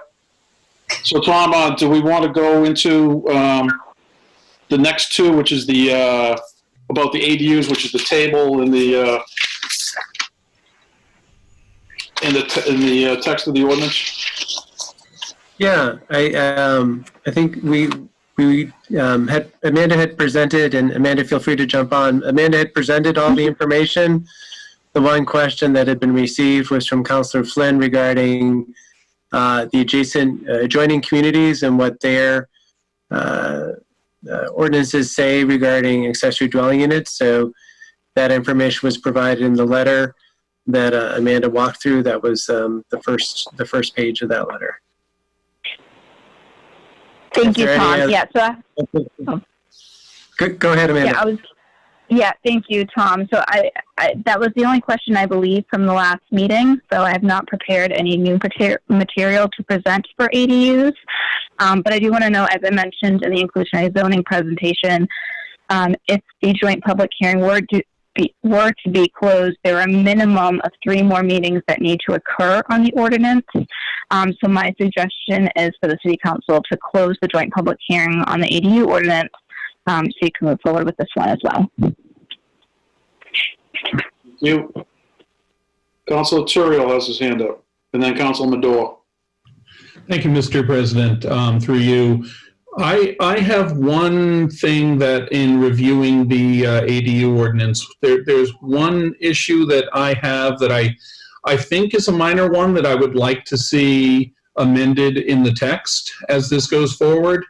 The one place where I have a bit of a concern with it is most ADUs that would be built by right are ones, and we discussed it before, where there's no change to the footprint of the building.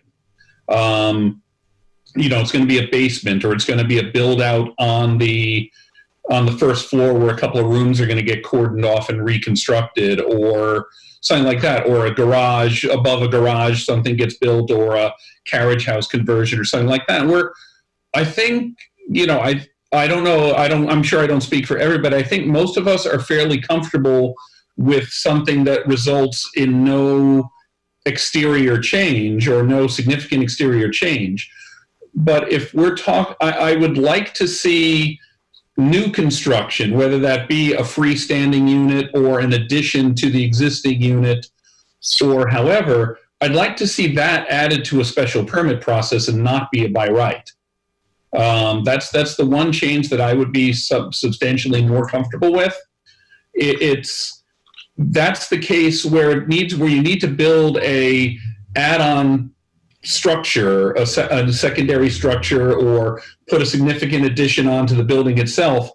I see that being the place where there's the most opportunity to cause an issue with abutters and neighbors. And if we can address that by referring that to special permit, but allowing an inside use that doesn't change the building envelope significantly to be by right, I think that would be a better outcome. Thank you. Thank you, Councilor. Councilor Madore. And then Councilor Flynn has his hand up. Mr. President, I just want to remind my colleagues that we have 2 matters currently in OLA. It's the supplemental package to the ADU ordinance. First is the loan program to incentivize homeowners to actually build one of these units. And the second is a tax incentive, tax abatement, both of which, or that one would require a deed restriction. So the unit would be affordable in perpetuity. We have more than 30 items in OLA right now, but this is my priority as chair of OLA. Once the ADU is adopted, if the ordinance is adopted, I am ready to take on those 2 matters because they have to go hand in hand to make the ADU ordinance even stronger. I'm committed to taking that on as soon as the ADU is adopted. I also want to remind folks that with our current financial situation, the loan program might get weakened. The tax abatement also might get impacted because we might be less willing to give out tax relief to build housing. But I just want to kind of raise a sense of urgency that we need to get this done while we can still have these discussions for the future of creating ADUs. So I just want to remind everyone that we need to do this now rather than later. Thank you. Thank you, Councilor. Councilor Flynn. Thank you, Mr. President, and thank you, Amanda, for getting that information back to me. I've had a few people ask me about that, so I just wanted to relay that Beverly, Danvers, and Peabody, I found out through Amanda, they restrict their ADUs to family members. So obviously that's what we have right now currently, so people know they are available in Salem to family members. Interestingly, Lynn has no ADUs at all. And on the bottom, it said Marblehead and Swampscott, they do not restrict to family members. I did have one other question for Amanda or Tom. In Marblehead and Swampscott, did they have any restrictions as far as zoning for their ADU allowance? I didn't see anything on that memo. Maybe you could let me know, is there any restrictions that they have in Marblehead and Swampscott to the location of the ADUs? Thank you. Marble. Oh, sorry. Go ahead, Amanda.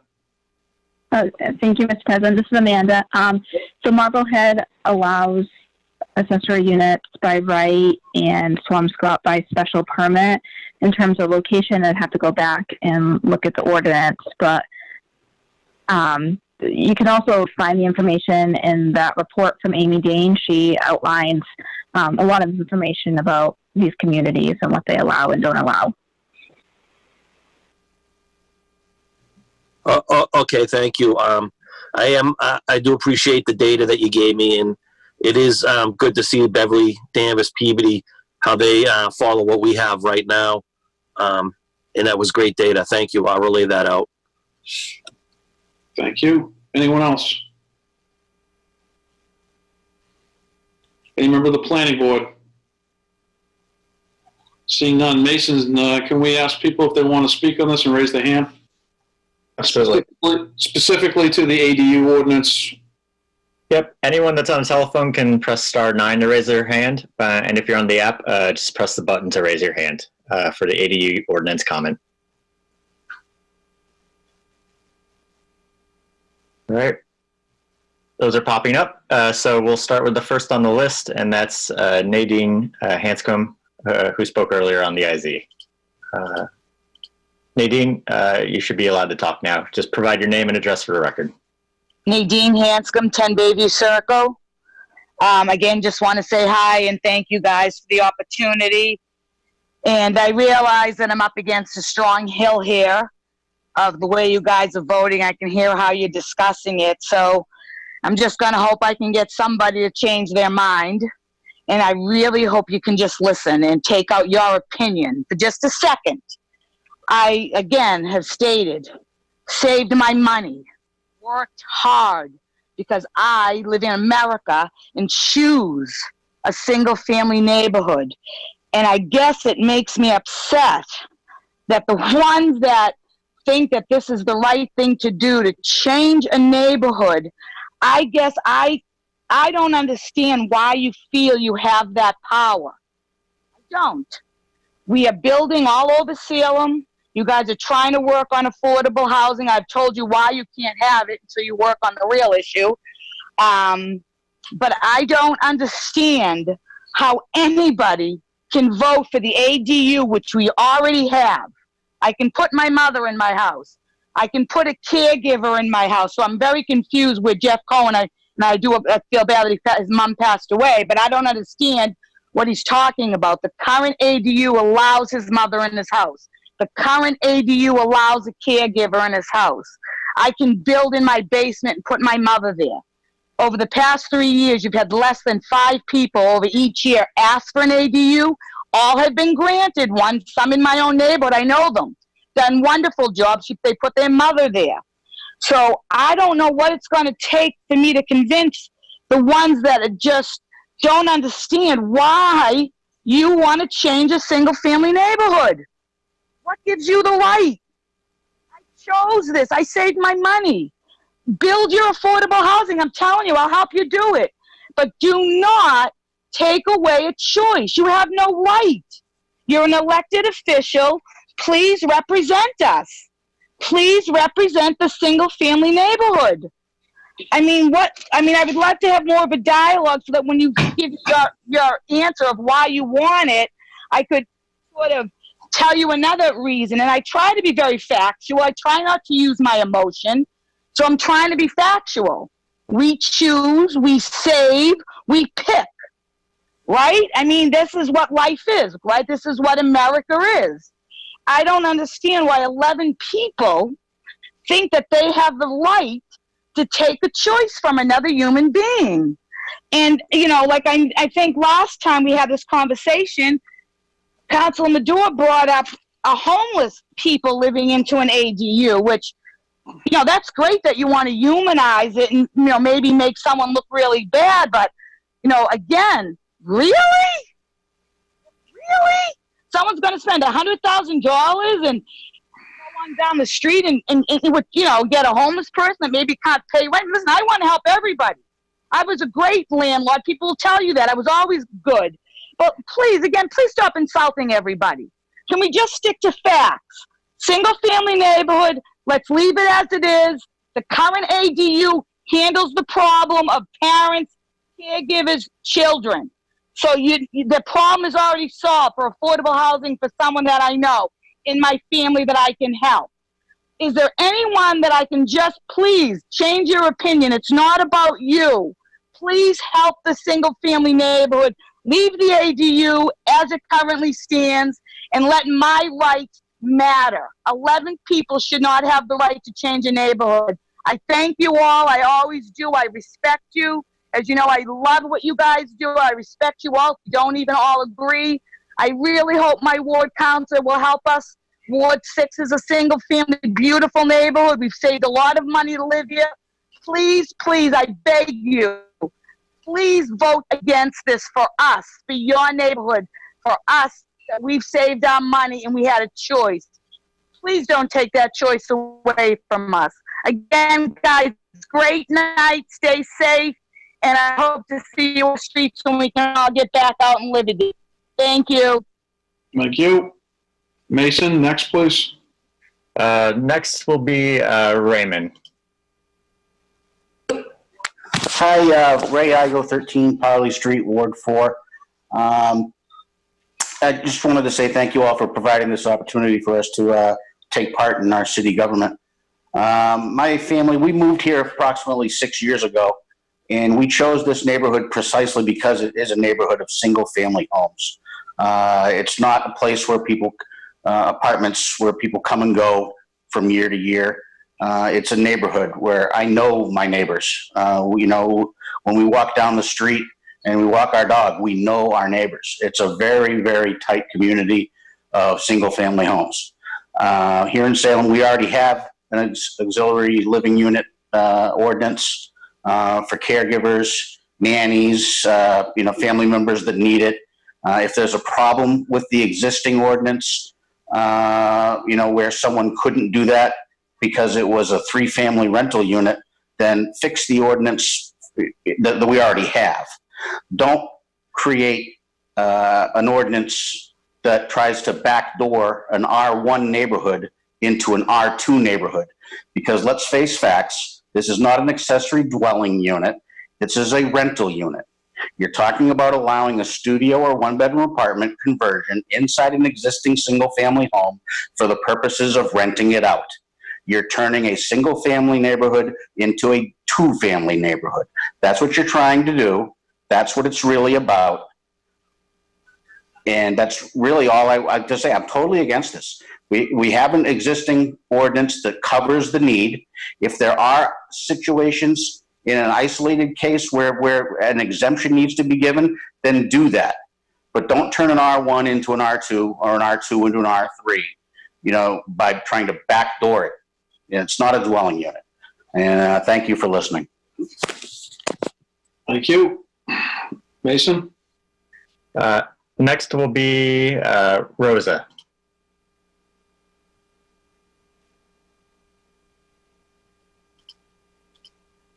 All right, Rosa, if you can just provide your name and address for the record.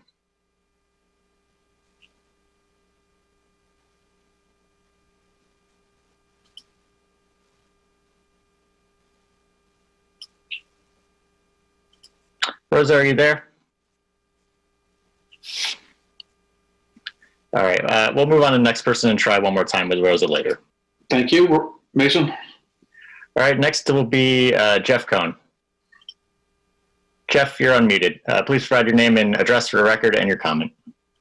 Jeff Cohen, 12 Hancock Street. I just want to clarify two things. The ADU would not be for my mother. It would be for someone who would be able to help her. Can't afford a caregiver. As I mentioned, that's somewhere in a couple $100,000 a year.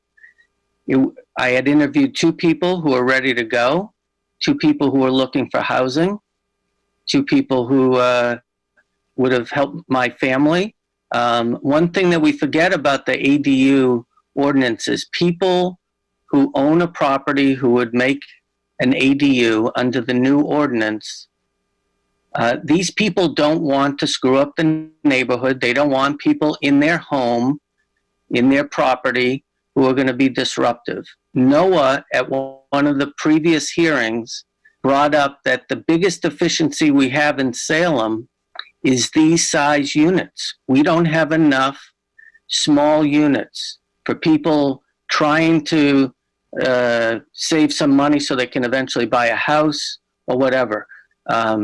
Dave Roberts, Claire from the Hawthorne have all testified in front of the council and the planning board how difficult it is for the people who work at their institutions to live in Salem. And if they can't live here, they may not be able to stay and work here. So I just want to clarify that, and I hope you'll vote to push this forward. It's really important. It will not screw up the neighborhood. Thank you.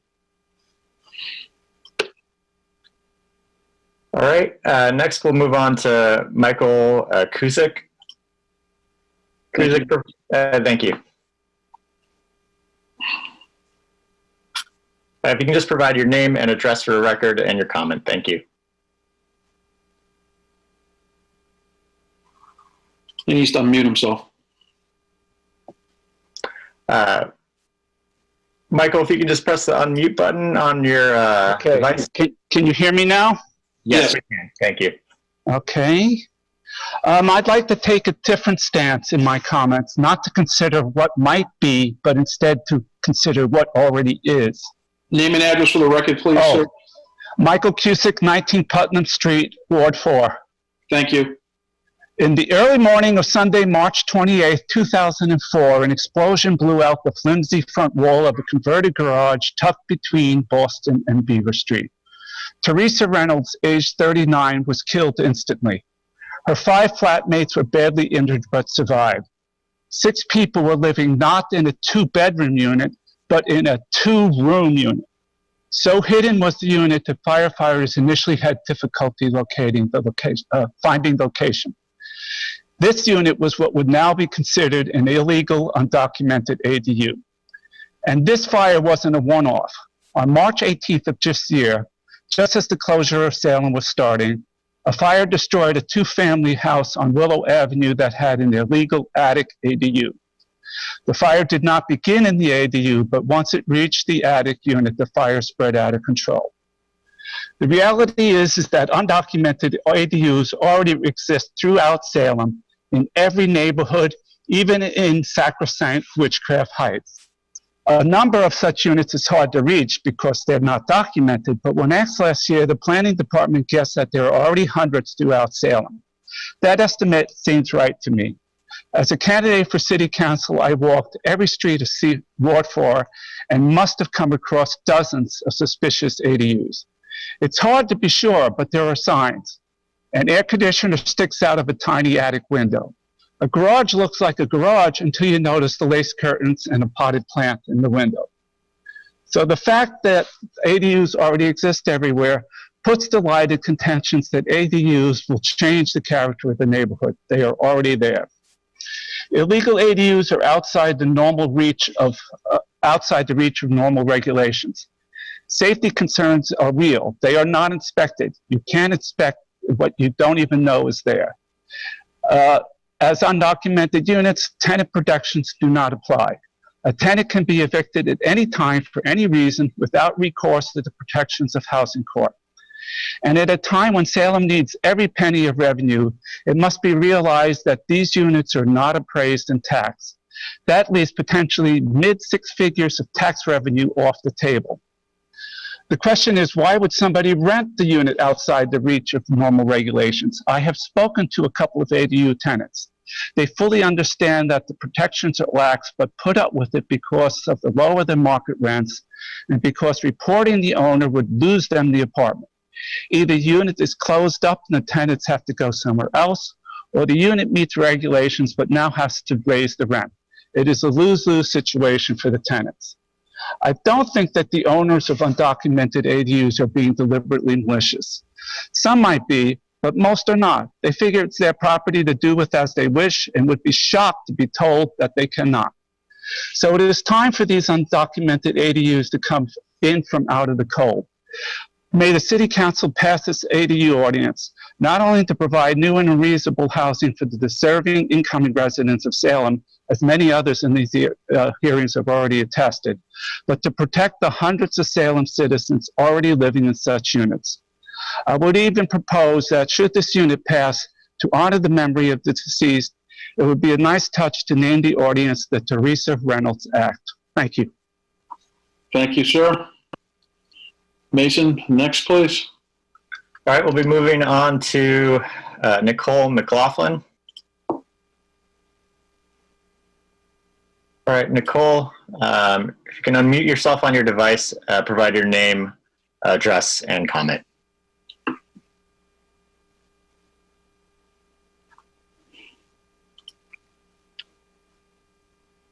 Can you hear me? Yep. Yes, I can. Okay, sorry. This is Nicole McLaughlin. I'm on 4 Roosevelt Road in Salem. Ward 6, single-family house. Yes, I saved my money to move into this house. Yes, I'm very proud of that. Yes, I'm very proud of my neighborhood. And no, I have no fear that my neighborhood, if you pass this ADU ordinance, is going to turn into an R2 neighborhood. I don't see everyone running down the street saying, oh, yay, I can turn this into an R2 neighborhood. I don't see people making that investment. Once again, I think that's just fanning flames. And in fact, what I hear is people saying, we don't want it. We don't want it. So where are the people who are suddenly going to build these units? I think there will be some. I think that's a good thing. I think we need to add to the affordable housing stock. I don't think R1 neighborhoods are going to become R2 neighborhoods. And to the point, the idea that it's only in R1 neighborhoods that families can be close to one another and can know one another's names and know about and care about each other and know what their children are up to and know what their neighbors' children are up to, that happens in multifamily neighborhoods. That happens in urban neighborhoods. That's not all about being in a single family. That's about who you are as a person and whether you decide to reach out to your neighbors and get to know them and care about other people. So that's just sort of that's a red herring. That's got nothing to do with whether or not your neighborhood is a loving, safe place to be. So I just, you all know how I feel. I've talked about this in the past. I really encourage you to pass this ordinance. Thank you. Mason? All right, next we're going to try one more time with Rosa. Rosa, we're unmuting you right now. If you can just unmute yourself on your device, provide your name, address, and comment.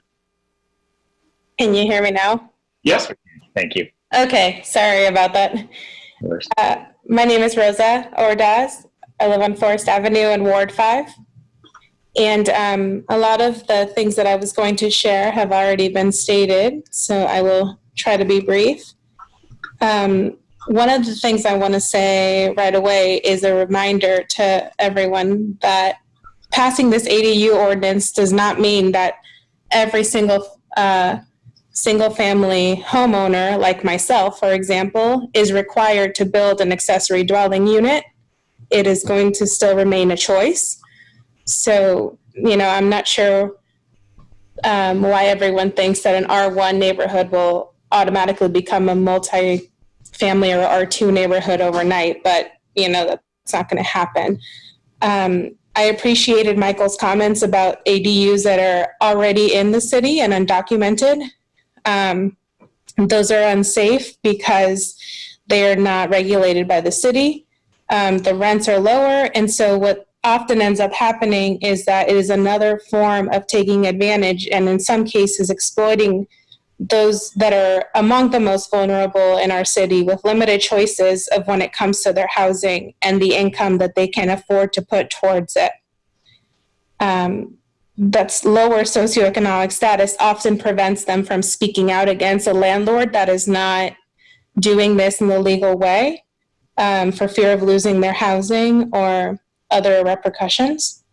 Not everybody has the luxury of being able to save up money to live in a R1 neighborhood or a large home or even buy a home. Some people can't do that. So I would just voice my support for the ADU ordinance. I think it's a straightforward way to add to housing, utilize space that otherwise might be in underutilized homes. It's not just for our elderly parents. It's also for helping our young adults, our college students, our children that can't afford to live in an apartment without having 4 other roommates. I think it's a way of keeping people in Salem that love this city and have lived here. It provides downsizing options for homeowners that have outgrown their home once their children move away. And I think it's a way for other people to save up and to buy, or on the flip side, collect some more income. It's also a way to house some of our disabled folks, our neighbors that might have some financial support from the state, but maybe don't have the ability to live on their own. The existing accessory dwelling unit ordinance is only, it's written in a way that is open for interpretation, but it's designed for that caregiver for an elderly homeowner. So a lot of these people that I've talked about wouldn't even be eligible. And I don't think that an ordinance is designed to require a special permit every time that somebody wants to house somebody else. Otherwise, why even have the ordinance if you're going to give special permits to everyone who wants to get around it? So yeah, I appreciate you taking the time to listen to all of us, and I hope that you support and pass the ADU ordinance. Thank you. Thank you. All right. That is the end of the list of folks who have raised their hand. So no one else in the audience is raising their hand or calling it? No one else. Okay. Anyone else? Council Dibble. Thank you, Mr. President. It's the first time I've spoken on this tonight. Unlike the inclusionary zoning, which will make an impact to the city, I feel that this ADU will have, there's nothing in it that requires any affordability at all. I think we'll be pitting neighbors against neighbors, changing the quality of some neighborhoods when we have perhaps too many of these going into one small neighborhood, causing parking problems, having a staircase go down the front of a building, who knows what. I'd like to get like I did the last year actually this was defeated last year. I did it with this. I did it with the municipal and religious building reuse. I'd like to meet with the city planner and our zoning enforcement officer and see if there are changes that he would recommend, and I'll bring those forward as the Ward 5 councilors already said that he would welcome on the last one. I presume that he'll welcome them on this one as well. I'd really like to see this meeting be continued. And contrary to some of the comments, I will be voting in support of the affordable, the other ordinance that we spoke about here tonight. This one here I have many issues with, and I just can't support something like this that I think will really hurt Salem, or could potentially really hurt Salem. The lion's share of everyone that I've spoken to in Ward 7 about this is against this ordinance. The planning board, I'm asking the planning board to consider removing the R1 from this ADU ordinance. If we close this tonight and they're deliberating their recommendation back to us, consider removing the R1 from there. We have, as mentioned a couple times tonight, we have an existing in-law apartment ordinance on the books now for the last 2 years. Former Councilor Milo and I wrote that ordinance, drafted that ordinance with several seniors from the Council on Aging. I would welcome any comments from, actually the planning board was part of that process to pass that ordinance because it was a zoning change. But I would welcome any recommended changes to that ordinance to make it easier for family members to take care of other family members. That ordinance is on the books and it's working in R1 areas. Yes, everything can always be better, as I was trying to make the last ordinance better and clearer without loopholes and better, stronger wording. So on that one, we should have the planning board take a look at removing the R1. If they decide to keep the R1 in there, I'd like for them to consider removing Ward 7 from this ordinance consideration. All right, the lion's share of Ward 7 is single-family zoned. That means one family per property. Doesn't mean a second house in the backyard with a different family there, or a second family up in the attic, or a giant addition on the backside of the house. It's not just inside the existing frame. You can add a significant addition onto the house, or have a second house on your same property if it would fit. So the lion's share of Ward 4 is R1 zoned as well as big portions of Ward 3, 5, and 6. The Willows portion of Ward 1, and a little bit of Ward 2, I believe, is also R1. So I think it affects every ward in the city, this R1. R1 is designed for a quality of life that people buy into, as we heard from several people here tonight. R1 means single family, okay? You know, Mr. President, I'm mostly concerned that a lot of people haven't had the opportunity to speak on this. I will be if we do close this tonight, but I'm not recommending it. If we do close this, I will get with the city planner and with the zoning enforcement officer to see if there are changes that are needed to get rid of loopholes so Salem is not taken advantage of. So you have my commitment to do that, and I'll report back to the city council with any changes that they're recommending. But my stance is that we should not close this because there's a lot of people. Unlike the last one, I was comfortable with that going forward. I thought it was a good thing for Salem, the affordable inclusionary zoning. That's a good thing for Salem. This one here, I think, is a bad thing for Salem. I don't want to see this public hearing closed tonight. I would like to have people who are not comfortable with Zoom, don't have the computer, aren't able to log in. I would like to see them be able to speak and comment on this because it may come back to affect their property and their quality of life. So, Mr. President, I recommend that I'd like to motion that the public hearing be kept open. Council Dibbles moves that the public hearing be kept open. I don't need a roll call vote on that. Thank you. I second that. Seconded by Council Dominguez. Unfortunately, you do need a roll call vote. Okay. Seeing no more discussion, Council Dibbles' motion is to keep the hearing open. So a yes vote would be to keep the hearing open, and a no vote would be to then take another motion. Council, Madam City Clerk, there's no further discussion by anyone else? No. Councilor Flynn. Thank you, Mr. President. There's no doubt, as was mentioned by a couple of our residents, that there are ADUs now illegally all over the city. And there's no doubt we can't even take care of monitoring them now. We don't have an ADU police. Our building services has enough on their plate as it is.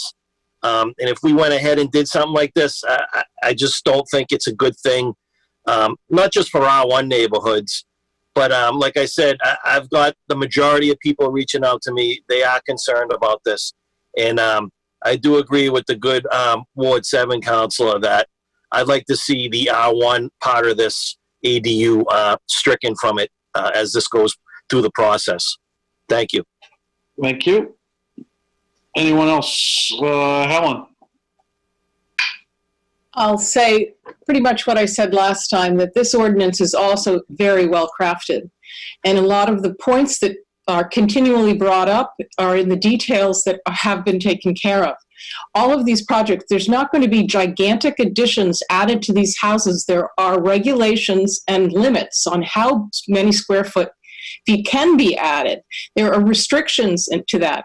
So we keep returning to these wide open speculative things that are described in detail.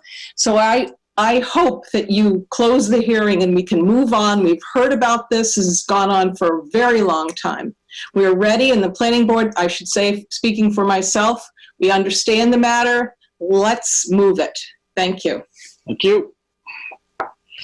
Anyone else? Seeing none, Madam City Clerk, the motion on, just for everyone's record, the motion on the floor is, and seconded, is to continue the public hearing. A yes vote would be to continue, a no vote would be to consider another motion. Madam City Clerk. Counselor Dibble? Yes. Counselor Dominguez? Yes. Counselor Flynn? Yes. Counselor Hapworth? No. Counselor Madore? No. Counselor Marcillo? No. Counselor Prosnewski? No. Counselor Riccardi? No. Counselor Sargent? Yes. Counselor Torio? No. And Counselor McCarthy? No.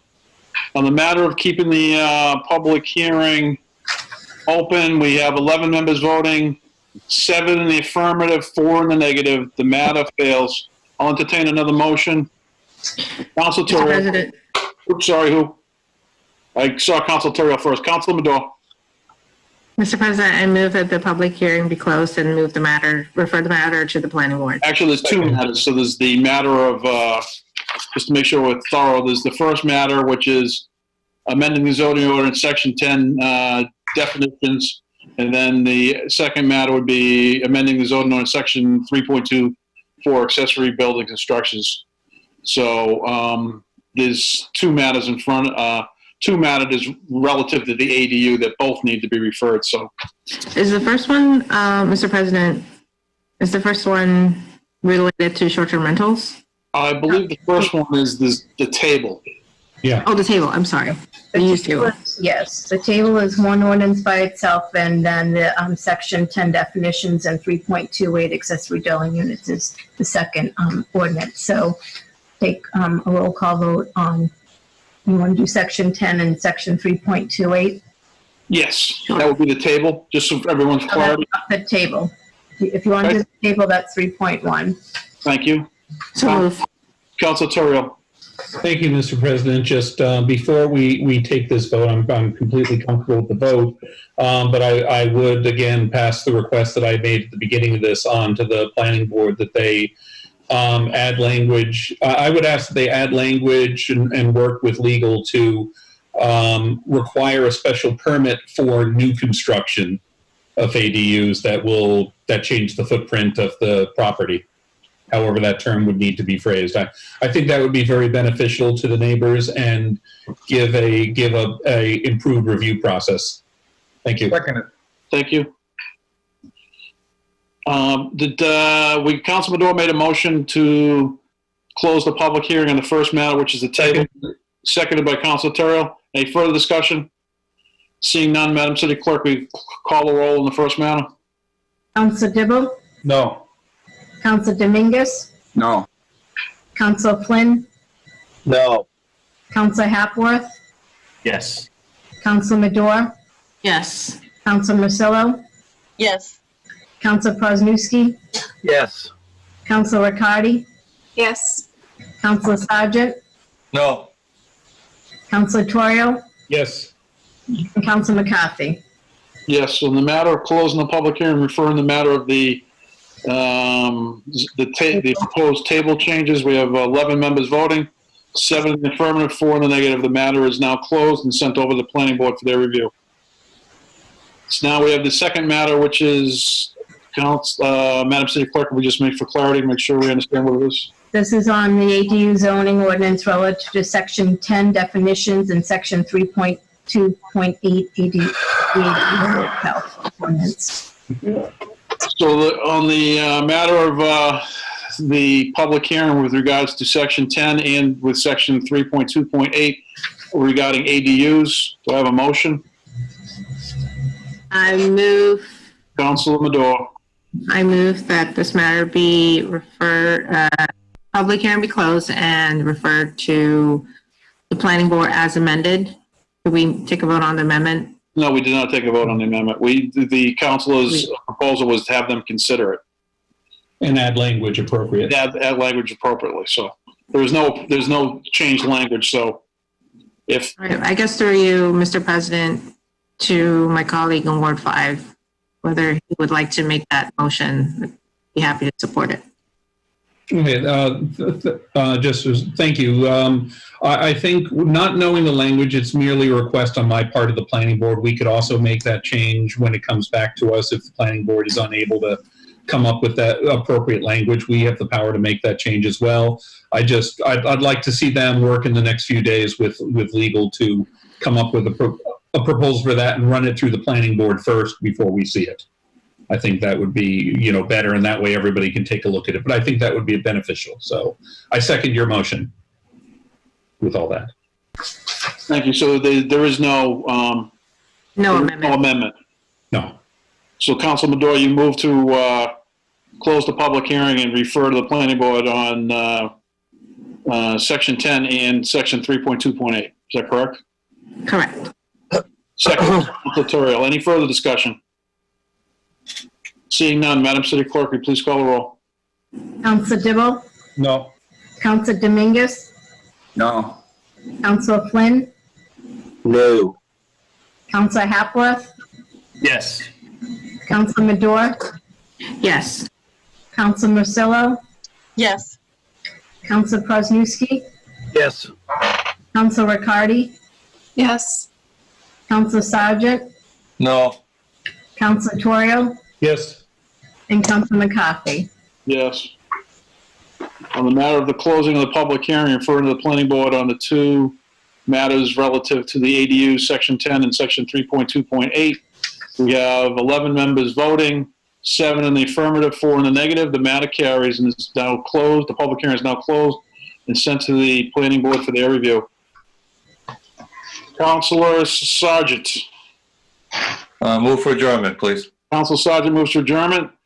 All those in favor, all those opposed, we stand adjourned.